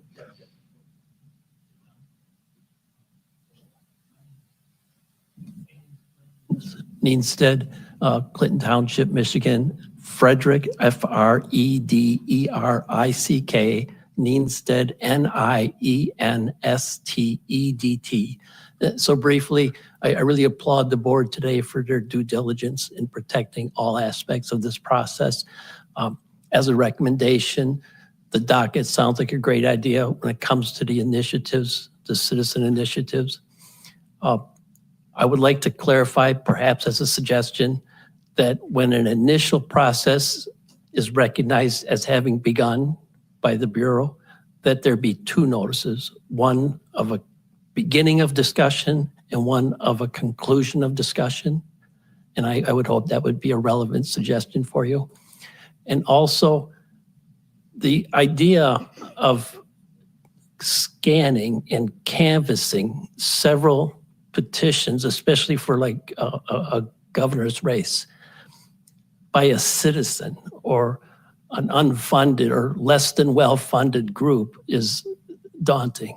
I mean, the time is just not possible. So I'm not trying to do the impossible, but is there any way that resources used by the Bureau to review a large volume of signatures for some violation can be extended to the public? And again, just a suggestion or question, is there some access that could be made? So I appreciate your listening to my comments today. Thank you very much. Thank you for your time. Interesting question. I'm not sure what the question was. Yeah, I kind of want to ask a clarifying, if you don't mind, if I may. The last part with Bureau being available, Well, I don't. It's not lawful to sign duplicate nomination petitions, right? So you have several candidates running for governor. You can't sign more than one. How can a citizen verify that? Looking at an electronic scan without some access to sophisticated electronic software. I mean, conceivably, you could review them. Are you asking if I sign a petition for candidate A, are you asking how would I know that I've already Yeah, signed if I'm a for citizen, candidate how do I know? How do I do the verification? So I think what he's asking He's asking is, if the circulator. right? you know, if a challenger, how is a challenger going to know? most likely a challenger would be somebody the has- interested Oh, I'm person. sorry. Absolutely right. One. But how do they do that if they don't have access to the same level of sophisticated software? So I'm not asking for the impossible. I'm asking for if anything would be probable as far as public use of what the software is available to the Bureau of Elections. What you're asking, just to be really crystal clear here, Mhm. you're saying that if the software at the Bureau of Elections scans 5 campaigns and comes up with a list of duplicates, what I hear you saying is, can that list of duplicates be provided? Absolutely. Is that You the know, question? that would be the simplest way, but I don't want to go beyond what is legal for the Bureau of Elections to do, right? If no one's challenging, I mean, we have a responsibility too as citizens, right? But is the responsibility within our grasp is what I'm trying to present. I would like to ask Mr. Fracassi whether the Bureau does identify duplicates, because it's my understanding that it doesn't. That was the last conversation we had, yes. That was actually one thing. We unfortunately do not have a software as it's all a manual process. So we don't have anything other than Adobe, to be honest, that puts it to a PDF so we can put it online. Processing petitions is still very much a manual process for us. And as far as like duplicates, that is one thing we leave to challenges, just because we don't have the ability. We can tell within sometimes with the drive, it's easy, right? If somebody signs line 1 and line 2, that's easy to tell. But we usually leave for a challenge to compare that whether or not I signed a petition for candidate A and candidate B and I wasn't allowed. It's always my hope in the future that maybe we could get a software that would be a little bit, but we don't have anything at this time, unfortunately. Maybe that's where we should focus this part of the conversation, or defer that. And we've had that conversation before about software packages that were sophisticated enough to pre-process your data in ways that would give you high-speed access. Yeah, I think that's definitely a long-term conversation that involves like the full DTMB procurement process. So yeah. Thank you very much. The answer to you is absolutely, but not today. Within realm of possibility. Yes. Okay. Thank you. Christmas is coming. Yeah, I get it. I do see a lot of signing of petitions. Thank you. Thanks for your time, sir. So a quick pause. It's 12 o'clock, and I'm not going to go beyond that, except that we've talked about 5 and 6, the two parts of what's today one manual, which will now be 2 manuals. And we've heard from everyone who's asked to speak. Each of you that have spoken has asked to speak to both of those issues. And I'm putting 5 and 6 in a basket here, not 7.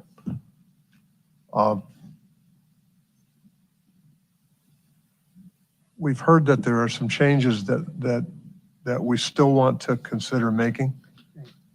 So we don't need motion. Yeah. So we don't need motions on this, but so I would guess that what I'm asking of my fellow board members is, shall we simply ask the Bureau to make the changes that we've talked about this morning? Make the changes you want to make, and then resubmit those changes, that modified set of manuals? That's completely fine with me. I will say out of all of the specific changes to the manuals and things like that, there's nothing that I'm concerned by or am like, so I'm happy if we want, I can like kind of read through the specific changes if you want, but what I would recommend is we'll make the changes and then resend it to you guys, and we'll post it online as well. Again, we'll post an updated version. We won't be able to do an updated, like a track changes version online, just because that doesn't, it always gets deleted for some reason when we put it online, like the changes themselves. So it's very difficult sometimes, but so I just like briefly at a high level, what I heard from the nominating petition manual is just making clarifications of staff consultations, explaining the difference between nominating petitions versus qualifying petitions, partisan versus nonpartisan, the half requirement for congressional district, clarifying how we check the district, that congressional district requirement, the signing one office regardless of partisanship, plus the 180-day requirement. Then we've got the judicial manual piece as well that we already talked about. Figuring out something to do with the challenge process, both administratively, but at a minimum, we'll put in the manual, ask that it be served on everybody and not just sent to BOE. And then for the ballot manual specifically, we'll continue to explore what we think as far as the proceeding sequentially with the approvals to form summary language. And then I've got the change on page 18 and the change on page 8 that Mr. Liedl said. And then I separate from the manual, but the creation of an AOI manual or something to kind of clarify the AOI process. And I think that's all. And then plus the clarification with the unique identifier.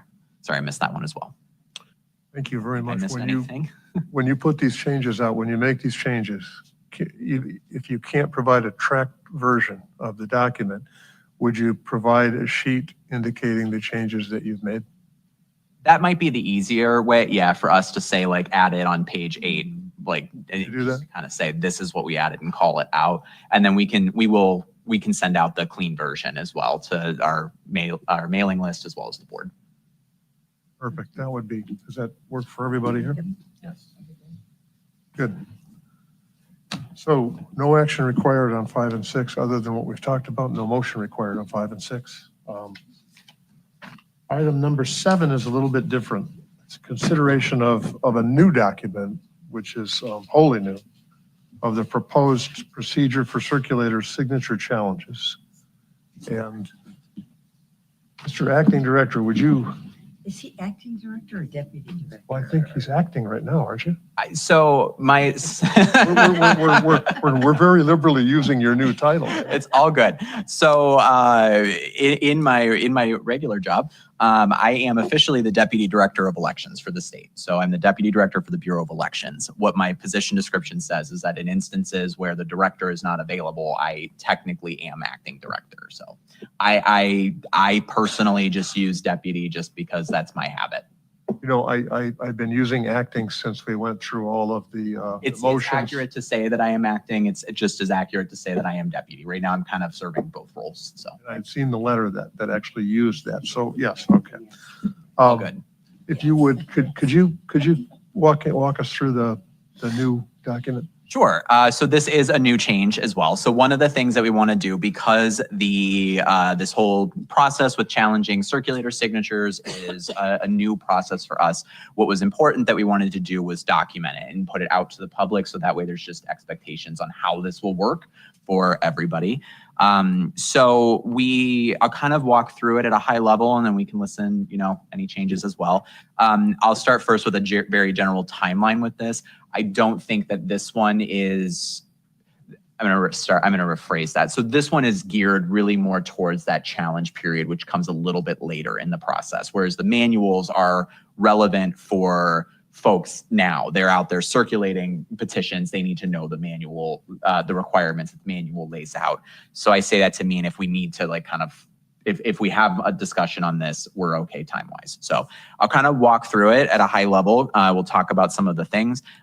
We, again, posted this online, I believe, for public comments. That's what I thought. Okay, thank you.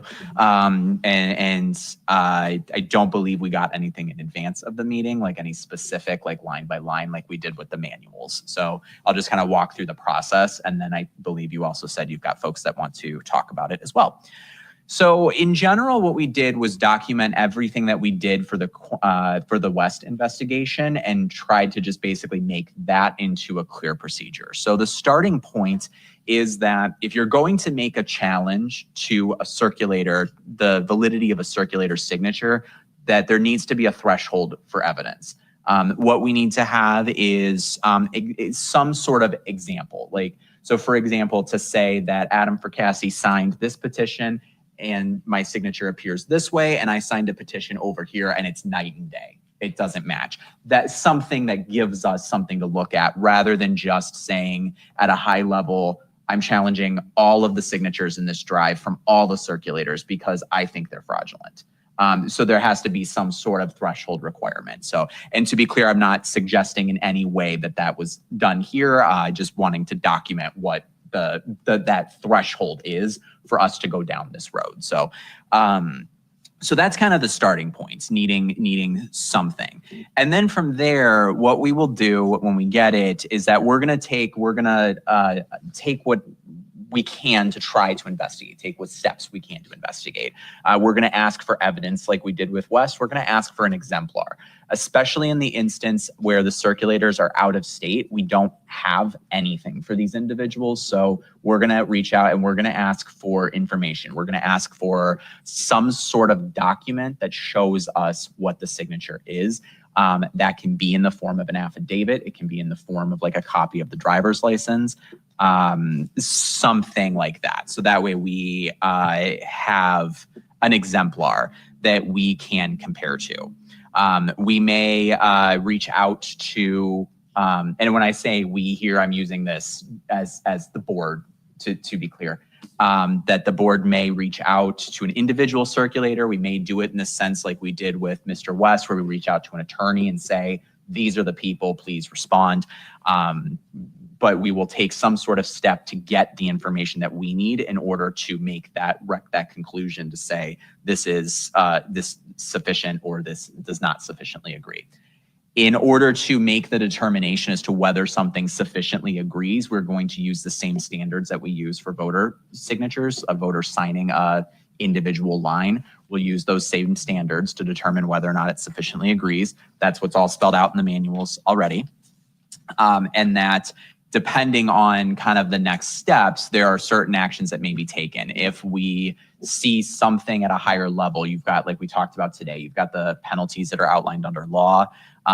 We may refer something for further investigation like we did to our Office of Investigative Service. If we get to a point where we're at a point and we're not getting any further, then we're going to take steps to try to get more information as possible.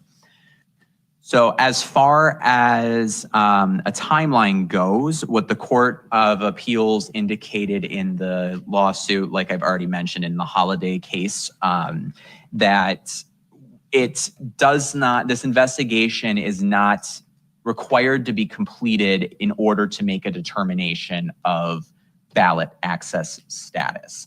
In a perfect world, would that happen?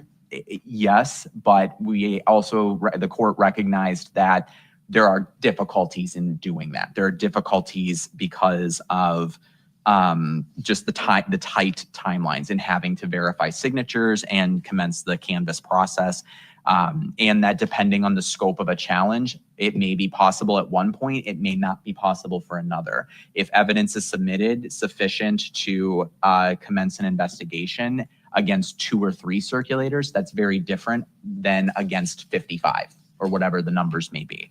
So that timeline may vary depending on the scope of what we're talking about, depending on whether or not this is a individual that we have something on file, like in the qualified voter file, for example, versus not.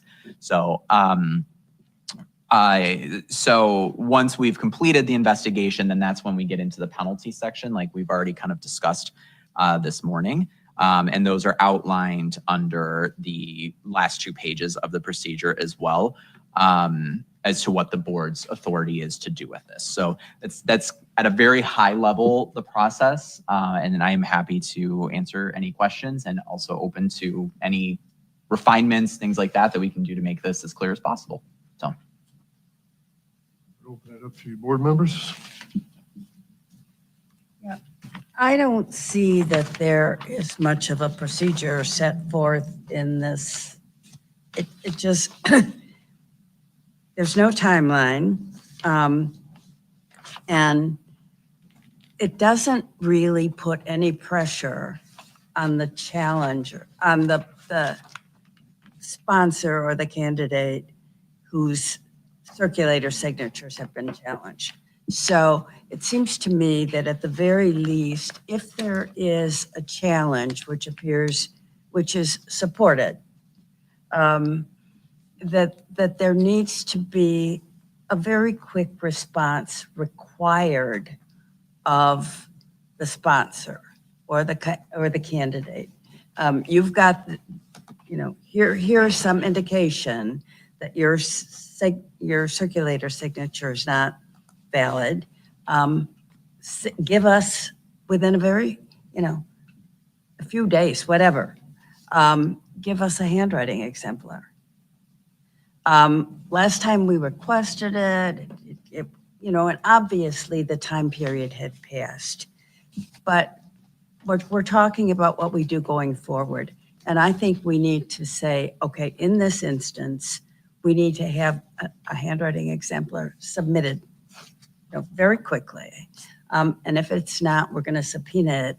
Or perhaps if you do not submit to us the evidence, we're going to draw some conclusion. Sort of like the burden shifts. We're going to, it would seem that that if you're not going to give us the evidence to say that this is a valid signature, that we're going to assume it's not. I mean, that's not necessarily what I'm suggesting, but I think that these possibilities need to be explored. And I also have a question about something that you said on the first page, that if you see circulator signatures that don't agree with each other, that's not sufficient evidence. It sure seems like sufficient evidence to me. Yeah, so let me clarify that. So it's not necessarily, I'm trying to think of how best to explain it. So that's, I would say, sufficient evidence to submit a complaint and say, these don't match. But when we're determining whether or not they're invalid, we're not going to discount all 10 because of that difference. We will certainly say the general practice, like what we did with West, for example, with the individuals, if you have 10 and 7 of them look one way and 3 of them look a different way, we're going to say those 3 are wrong, that they don't match, and there still are conclusions that like we can reach, the board can reach and things like that, but we're not going to invalidate all 10 per se. We'll take, if the majority is this way, those are the ones that we're going to consider valid. That can be changed. I mean, that's kind of, so that's, we modified that baseline. It's sort of like, you're saying if the majority of the signatures from a particular identified individual, Yes. if the majority are in one handwriting and some others are not, you're going to credit the majority as being valid. Yes. We're going to presume that's and then the other batch, we're going to say clearly something's not right with this batch. But I think We we've got to be a little cautious here how we're going to, because I can see, I told you my adventure. I went to the Secretary of State in person to get my driver's license, even though I didn't have to. I could have done it online. I did that to check out this new process of special license. I'm telling you the story because one of the comments that she made to me, the young lady that helped me, was she said, "Oh, you have a very nice signature. It's different than the one you had 4 years ago." And she's right. She's making a valid point. She said, it's different signature. That's a change over time. The change with this, when we're looking at individuals signing this, electors, they're only going to sign one time, and you've got an example to work with QVF. Circulators are a different animal. They're going to sign multiple petitions. They may be signing one out in the rain in front of the library. They might be signing one 5 minutes before it has to be delivered. They might be signing one in a community environment. Without any specific stories, they could be signing it at happy hour. The point being is that you're saying that if there's a couple of signatures that don't look legitimate, you're going to rule on those individually, and only those sheets will be disqualified. That's correct. Absent some, there's also still built in with any process, like a rebuttal period. Right, I obviously. get that, but I'm saying yes. that on the whole, no, I think you're taking a wise course there, because to have 2 signatures that don't look right from someone who signed 20 sheets, I think it would be unfair to get rid of 20 sheets. I think you have to base it on individual examples. If you have 2 signatures that don't look right, or 1 signature that doesn't look right, or 10 that don't look right, evaluate them on the individual sheets. Yes, that's what we're proposing. And if we need to clarify that, if that needs to be made clearer, yes. And I'm not suggesting you're changing that. I'm making sure that that's exactly where we're headed, right? Yes. I heard something different earlier in the conversation. I was misinterpreting perhaps. No, what I you may were have, saying. but I was just really puzzled by this sentence because it does depend on how much of a discrepancy there is in the signature over a number of petition sheets. And what we're going to be looking at is the sample, right? Correct. We're not looking at all of the petitions, but there does need to be, a challenger is going to be looking at this smaller universe of samples petitions, and it's going to see circulators signatures. And I would hope that it's not just the challenger who is looking, because the obligation is ours, right? And the obligation, but it is the Bureau which is serving as the director is our secretary. The Bureau was working for us. And so the Bureau could also be, and I would hope would also be, taking a look at these signatures. And if there are a lot of circulator signatures which are not in the same handwriting, the Bureau ought not to wait for a challenger to say that. The Bureau ought to be saying that. And this is what happened in 2022. There were challenges to petitions, but the Bureau also noticed a lot of forgeries. And so it is both the challengers and the Bureau which are looking for obvious signs. And that's one of the terms that we use, obvious signs of forgery. Yeah, and I think it's a little bit harder with circulators just because you with the requirement that you don't have to be registered to vote in Michigan to circulate a petition. Excuse me. It just is a little bit more challenging because we don't have anything to compare to sometimes for that reason. So that's, I think, there is a balance. I do agree. There is definitely a balance with it.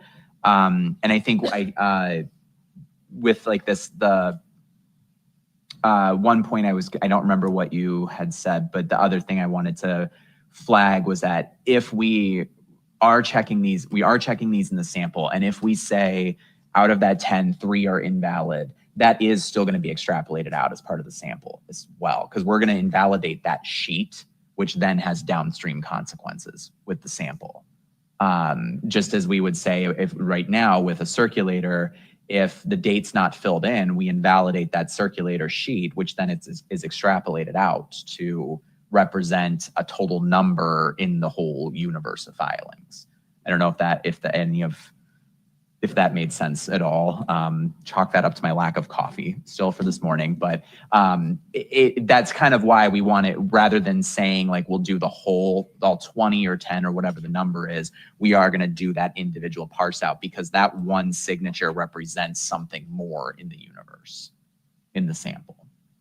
In the case of circulators, that could be extreme, because you're going to extrapolate each individual sheet that you found an issue with in the sample.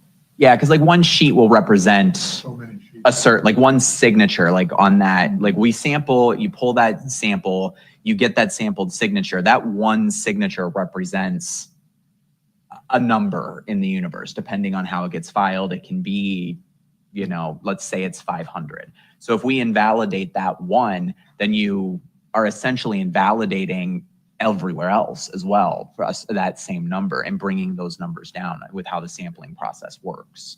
So, and that's not to say too, this is partly why, because of the changing with signatures too, the board's practice is always recommending an affidavit be submitted, because that's a little bit, it takes that into consideration.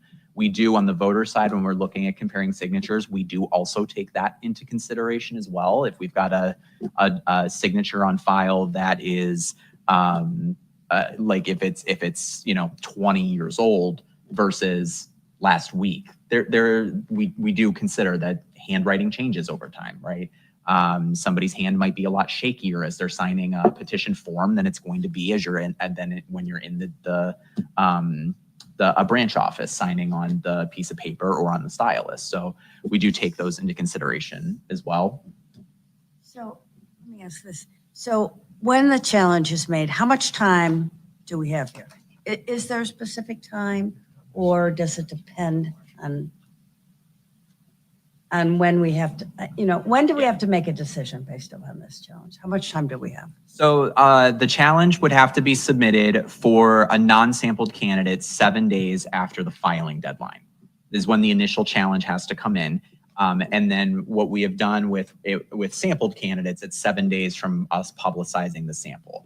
From there, we have, I believe it's 58 days from the filing deadline, I believe, if I remember correctly, to meet and certify. So it's like a roughly 2 months. To certify to the ballot. Correct. To the primary. Correct. Okay, so we have quite a bit of time. I wouldn't go that far.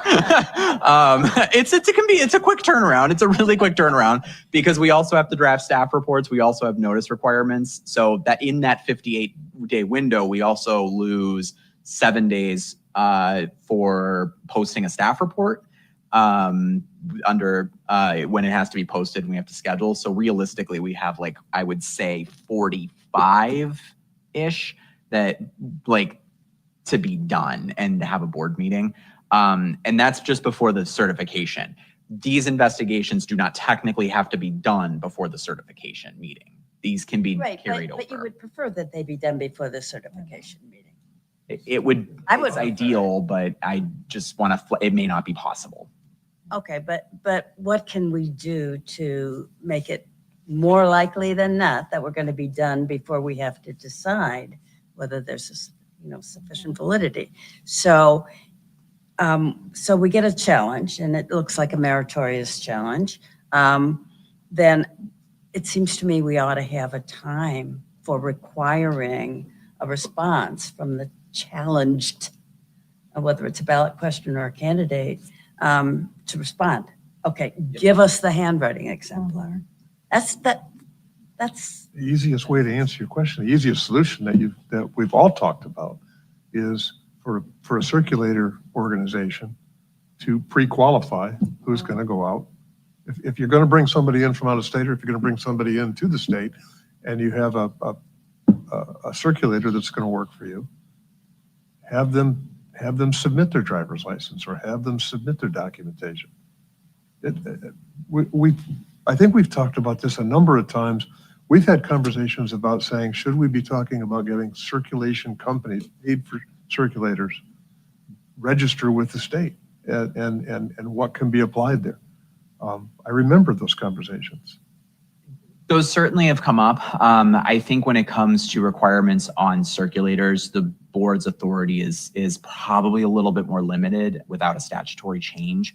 I think we certainly can add like best practices to this as well, to say like some of what you have just said, like when it's a best practice to gather this information up front, because, and like Vice Chair Gerwitz said, if you don't, like, here's the consequences that come down the line, things like that.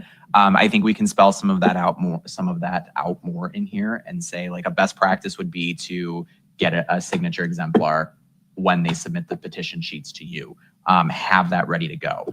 As far as a timeline goes, I would put no more than 7 days on it. And I would say 7 just because that's the amount of time we give for response for all other challenges under it.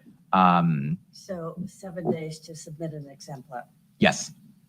Yeah, we under And current if you don't, will proceed with what we have, and which may include making decisions based on the evidence that's in front of us. right. So how we currently do it with challenges to petitions is we send it out. So let's say we send it out on a Tuesday. We're going to notice the candidate. We're going to say we've received the attached challenge. You have until X date to respond to us. And then, so I would follow that same structure with this and just say, this is what's going to happen. And if you don't, then we're going to proceed with what information we have in front of us. Is it even in the realm of reality to look for a day when a circulator could register on the state website, regardless of what campaign they're involved in, register and say, you know what, I'm going to go out and collect signatures for an organization. I'm going to register on the website. I'm going to put in my information, my state. I'm going to submit a copy of my driver's license or another signed document. And now there's something in the state file that says, hey, it's not the QVF. It's almost like it's kind of the same model. What would have to happen to make something like that work? One, a law change, probably. But that's okay. I mean, we've done that Yeah, before I too, mean- where we have these conversations, right? Yeah, you'd have to, I mean, what I think you're basically asking is like a circulator registration requirement with a little bit more teeth than just beyond, like we've got at the top of the check boxes right now. That gets a little unknown because we do have the Supreme Court case that said the affidavit requirement was unconstitutional. So that would really be a question for the legislature to figure out what is and what isn't. Like what are the parameters with what they could do versus to be in compliance. And obviously there's other factors that go into a court making decisions too. Circumstances may change, you know, things like that. So I would defer.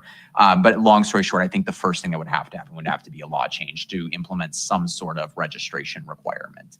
I think other states do that. So, I mean, it's not unheard of.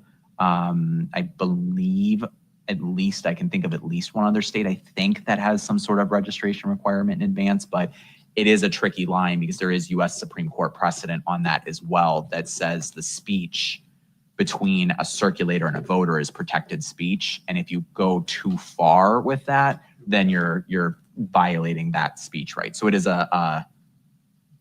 there's a line like everything else, right? So it's a little tricky requirement. Candidates' use of circulators, whether they're paid or unpaid, is also protected. So, right. So we have to recognize that. But what we're trying to do is ensure that the candidate or the sponsor is responsible, right?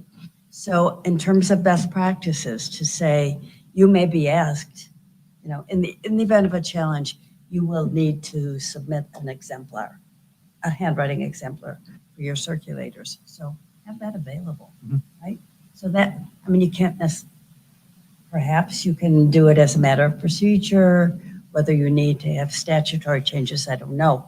But best practices, to have them, to tell them that we expect them to respond in a very timely fashion if there is a challenge. Yep. That makes a whole lot of sense to me. Yeah, and I think we can absolutely do that as a best practice. Like that's, and we can say, and we can put it in there. Yep. Yeah, absolutely. Yep. I think too, there's a lot of, I'll just say even from just what I've seen, I think that some of these best practices that we're talking about, I think it's good to put in paper because I think that these things are already naturally happening based on what's happened over the last several years. So it's becoming less of a wild, wild west, definitely still a wild, wild west in some regards. But I will say, this is kind of going in reverse a little bit. But I do think that the policy of evaluating each of those individually is good because what my concern is this is a little bit different from when you have forged signatures of signers, right? Because when you're kicking out an entire petition because of a circulator forgery or reason, there could still be valid signatures on there. And those people have constitutionally protected rights if they believe that they signed it in good faith, right? So I do think taking a little extra concern in this regard when it comes to evaluating those, and if there's 2 that are bad, but 8 are good, and if those signatures are good, protecting those people's rights to sign that petition are extremely important as well. So I firmly agree with the way that you guys are approaching that. I do think we need to take into consideration that we are going to have a huge number of petitions, both ballot questions and nominating petitions. And that means there's going to be a lot of competition, right? And there are going to be a lot of circulators out there scrambling. There are going to be a lot of sponsors out there scrambling for companies and circulators. And so letting them know, this is important work, and don't just shove junk. And letting them know that this has become at least from what we've seen in the last few years, this has become a strategic option to how to knock out the competition. And with sampling, that's simply going to be more magnified, I think. So any steps we can take to make it logical, but Well, we do think that sampling is going to give us a much better handle on it. Much greater degree of confidence in the validity of signatures. What are we at a point where we could enlarge our conversation? And we have 2 folks that would like to speak on item 7. Can we do that? And both are attorneys or representing. Mr. Brewer.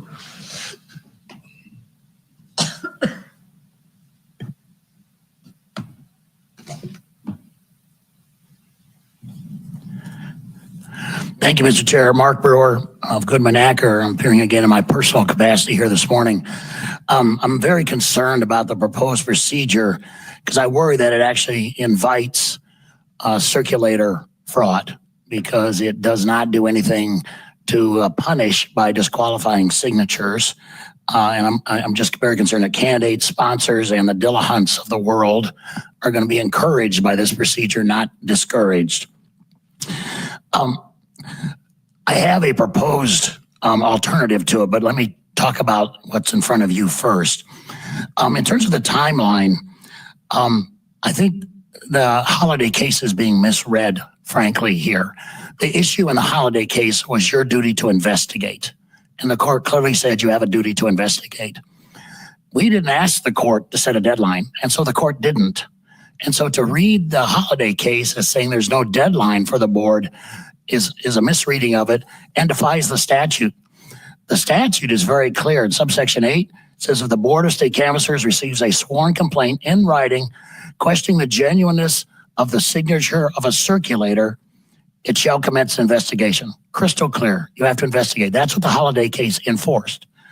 But then if you look at subsection 10, which was not an issue in the Holiday case, at least 2 business days before the Board of State Canvassers meets to make a final determination on challenges to and sufficiency of a petition, the board shall make public its staff report concerning disposition of challenges filed against the petition.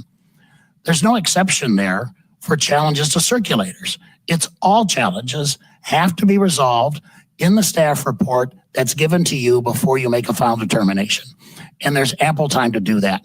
So I think it's very important that the timeline be constructed in a way so that you can resolve all these and have this for you. Sure, there are other penalties. But as we saw earlier today with the West campaign, after the fact, it's meaningless. Mr. West made the ballot despite the signature circulator fraud that we saw. And so, that's just going to be the cost of doing business for campaigns. They're going to say, well, we may get caught, but we'll deal with it after the election, after our candidate is on the ballot, or after our proposal is on the ballot. I think it's critically important that a structure be created so that all of this is decided before you make a determination on what to do. There are a number of things in the procedures which I think are correct. It is incumbent on the challenger to identify the specific circulator signatures in the sample. That's what we did in the Holiday case. We provided examples of how these circulator signatures differed. In some cases, we actually had signatures from other petition drives. And I'm glad to see that the procedure says, yes, we will consider any example of a signature. And I would also note complaints are verified. So you have some protection that when the challengers are making these allegations, they're not just making them up. They are saying, we took this signature from this petition drive, from this petition, and it doesn't match the one in the sample. So I think that's a great thing about the procedure as well. I think the board and the staff need to take a broader view of how many signatures would be disqualified. I mean, once you have provided evidence that a circulator signature is in doubt, that affects everything that circulator filed, because at that point you don't know which signature is valid. You don't know which sheet has the correct signer on. I appreciate Mr. Cordes' point. I agree with it. We've got to be concerned about the signers here. They have rights as well. But part of the process, and again, going back to the sponsors, going back to the candidates, it's up to them to ensure that their circulators are obeying the law and protect the rights of those signers. That's how this should be structured. So I would propose this as an alternative, and it's similar to what you've heard Ms. Gerwitz suggest this morning. The challenger has to submit examples. You just can't come in and say, we think Brewer's signature is forged. You have to give examples of why Mr. Brewer's signature doesn't match. And so you got that. Then you've met the threshold. Then I think there has to be a very tight deadline for the other side, the ballot proposal, the candidate, to respond with an exemplar. Very tight deadline. Frankly, what I would do in this situation, and I hope we're moving toward this, I would require all of my candidates and all my ballot proposals to prepare an affidavit of each circulator that we would then have ready to submit in case the Bureau asks, well, what about this signature? Here's the affidavit. So if we know what the procedure is in advance, the candidates and the sponsors of petition proposals can make preparations to anticipate it. Not only should they clamp down on their circulators, but they can have the exemplars ready to go in case a question is asked. And if you don't respond to that demand from the board, the staff, for an exemplar, then you proceed as Mr. Verkasi indicated. You make a decision based on the evidence in front of you. You've had a chance to respond. You failed to. Obviously, if you submitted evidence, the staff will consider it. But I think there have to be consequences, and you can't let the sponsors of the petition or the candidate drag this out so that they never have to respond. Let me just conclude this way. As you all know, you're the guardian of ballot access in this state. I know you take your jobs very seriously. You are going to be tested this year by both sides of the aisle because there are ballot proposals that one side of the aisle doesn't want on the ballot, the other side very much wants on the ballot, and vice versa. And it's going to be up to all of you to fairly enforce those rules. I believe everyone should have access to the ballot, but they got to play by the rules. And that includes circulators, not just petition signers. So I urge the board not to adopt this policy today, but let's have further dialogue on this. Let some of us practitioners have a say in this. I appreciate that it was posted. I appreciate all of that. But I think we need to develop a way so that circulators are monitored and there can be challenges, and those challenges can be resolved before you make a decision whether to certify a proposal. Thank you, Mr. Chair. Thank you very much.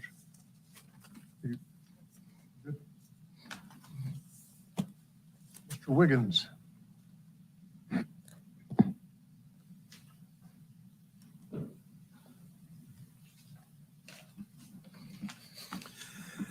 Thank you, Mr. Chair, members of the board. Jeff Wiggins with Victory Field Operations, JEFFWIGGINS. You have in your materials some of our comments related to this, and it's basically focused around timing. And I'm not going to go into agreeing with Mr. Brewer because I tend to try not to do that sometimes. But he does have a point. I think whether it's the statute, whether it's this policy, there needs to be some clear timing frame here, because you could get into a position where you catch one person doing some nefarious stuff and you do it in an ample amount of time to remove them from the ballot. And then the situation you were reviewing today, where we're almost a year past the election and we're finding stuff and there's really no quote unquote justice there. So I think it does have to be specified. There does have to be clear guidelines, and for the efforts in the interest of transparency, make sure everybody's playing by the same rules. I do want to take just make a note of caution that requirements on whether it's candidates or committees that are being challenged. Putting some sort of requirement on them to submit information in a timely manner, I think is fair. I think we just have to be careful that those requirements don't come with a heavy-handedness to where this can be used as a political tool to maybe just throw stuff at the wall to see what sticks. And the only reason I say that is because I was made aware of a situation last year where the judge was trying to get on the ballot and somebody challenged all the signatures and threw everything they could at the wall, even to the point of claiming one of the circulators was deceased. The circulator had to take a picture with his phone bill and send it in. And it's funny, yes, but at the same time, that's the time the campaign has to take, the candidate has to spend on attorney fees, stuff like that, to where you just want to make sure that the accusations that are being made can be verified and that it can't be used as a political tool to slow down the process. And everybody's trying just to get to a fair way of operating. So for the deputy director, one thing I might suggest in this process is when we're reviewing petitions to ensure that everybody is abiding by the rules, yes, look at the signature, and it can be different from time to time, but you can also incorporate the rest of the circulator field, how they're filling out the address, city, state, county, and that's where we tend to find if somebody's not doing it, that's where you tend to find that the fraud is there. It's easy. It's harder to mimic handwriting line after line after line. It could be easier to mimic a signature depending on the dynamics of the signature. And finally, I just want to say, I do agree with Mr. Brewer's sentiment from earlier today that there needs to be significantly more enforcement in this area. And the one example I think that has been brought up last time before this board was that our company found a couple first turn in. We didn't turn in any of their signatures, but it was very clear to us that these were forged, that they didn't do the right, they clearly turned in bogus signatures. We called them out on it. We turned it into MSP. We alerted the Attorney General's office. We alerted the Bureau of Elections, Secretary of State's office. We never even got an MSP report. And so we did this for about 5 circulators last cycle that we caught. And I know I know the money's not there, the staff isn't there, I get it. And you want to come down on the circulating companies and the candidates. But at the same time, I would just advise you try not to punish the good circulator companies and the good candidates who actually do this when they self-report, they self-enforce, and yet nothing is done. And so we just get lumped in with everybody else. So that is one thing I would ask and encourage, hopefully, that there can be some sort of, while also going after bad actors on the candidate and firm side, that you also go after individual circulators as well, because if they're not punished, they're going to keep doing it. So that is all I have. Happy to take any questions. I'm sure you're going to turn in great petitions, which We have been do validated. we do our best. We do our best. And we do take some of the precautions that were suggested earlier. We sit down, we get the photo IDs, we do all of that stuff. And if anything ever comes up, we put a pause on all processing and we say, all right, we're going to audit these, and we sit down and everybody goes through it. And so we do as best we can. And I just think it's a process that everybody, that was my only plea, is try not to lump the good actors in with the bad actors. Thank you very much. Thank you.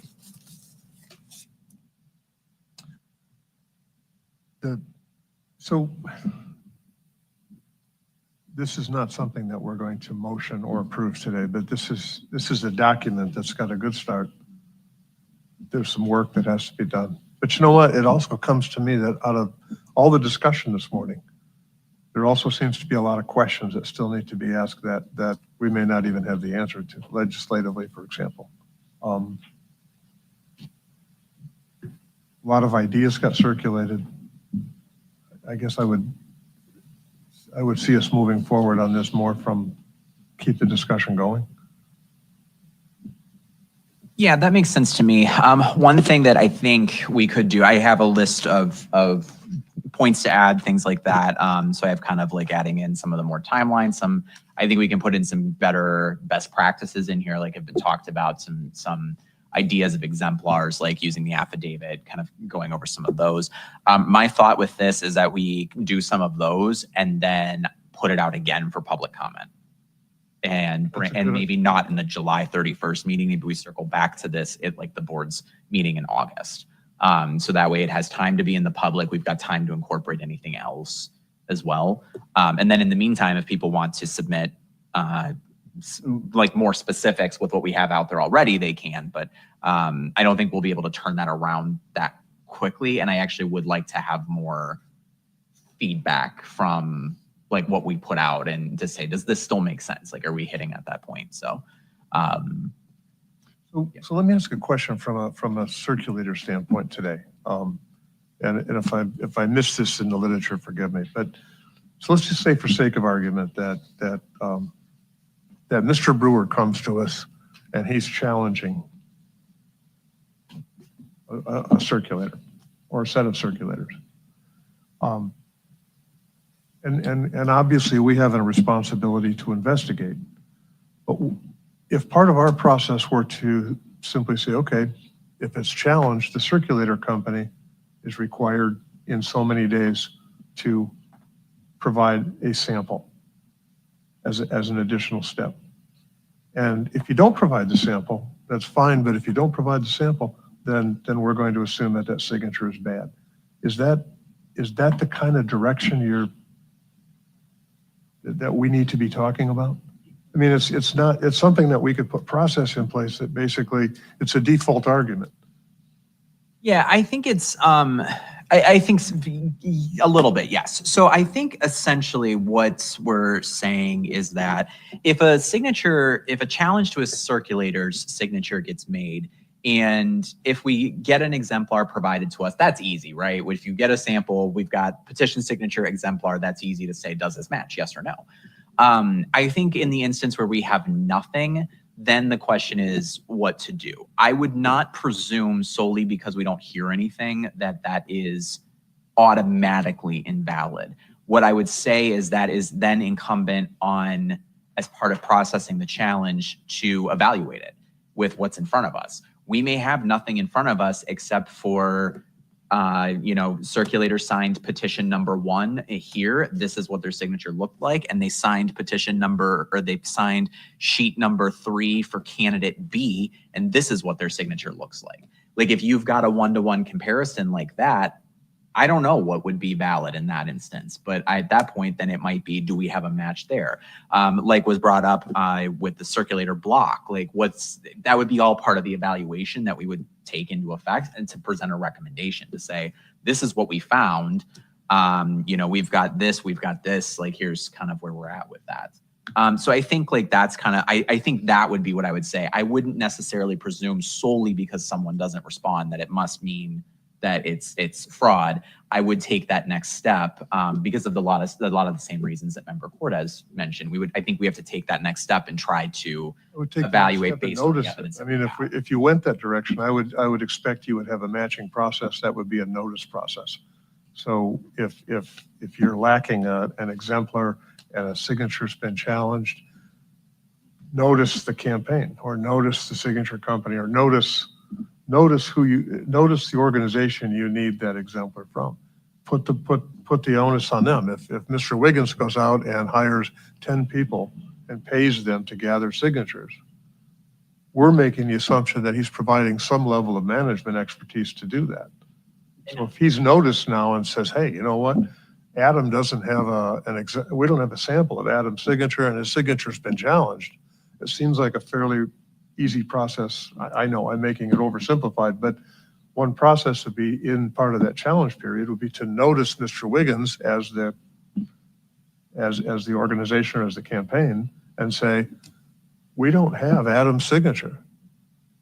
You've been challenged. You have so many days to provide it. That would be the very first step when we send the notice. Like I envision in the letter that we're sending to say, we received this challenge. Again, here's the copy of the challenge. Here's what we need from you.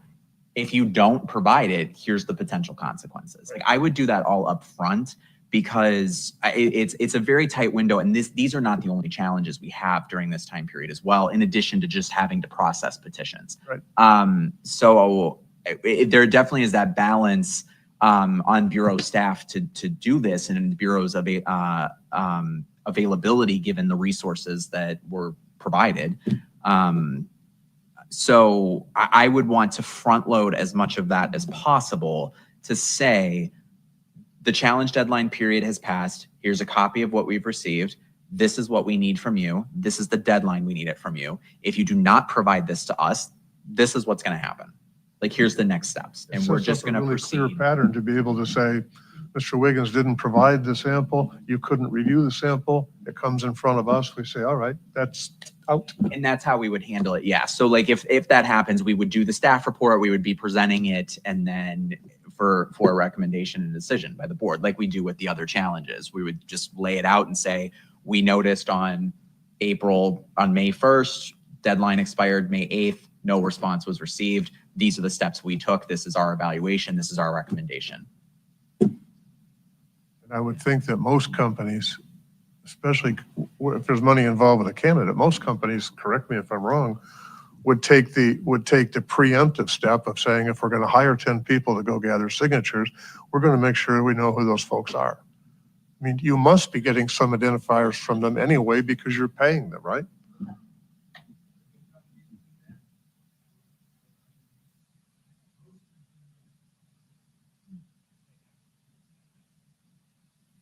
If you're paying them, you have a You W-4. already have that, maybe. Right?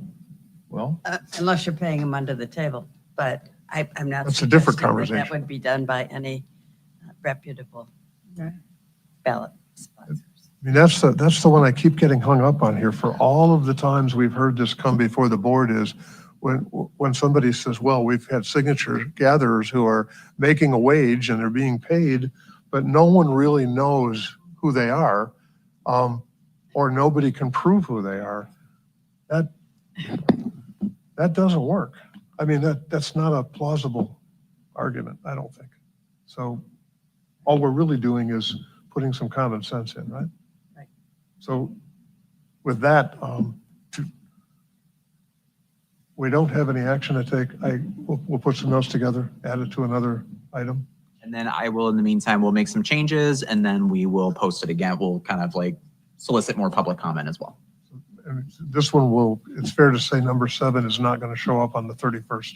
I probably wouldn't. I mean, if you want, we can, but I would probably have to cut off that additional round of public comment just because. I like it if you kind of push that one out a bit. We don't have an urgency on it. And I would really like to have more Feedback. More of the dialogue, more just because we haven't received anything. And this is not a slight on anybody, but like, just because this is the first time, I really would like to make the change and put it out again to make sure that we're being clear. We've got kind of what the board has said and kind of the ideas that we've heard and the suggestions we've heard today. Is there any other business that anyone wants to bring in front of the board? In the absence of that, I will move for adjournment. We're good? All in favor? By We're, acclamation, right? yep, we are adjourned at 12:55. How's that? That's good. That was a good meeting. A little off the cuff, but,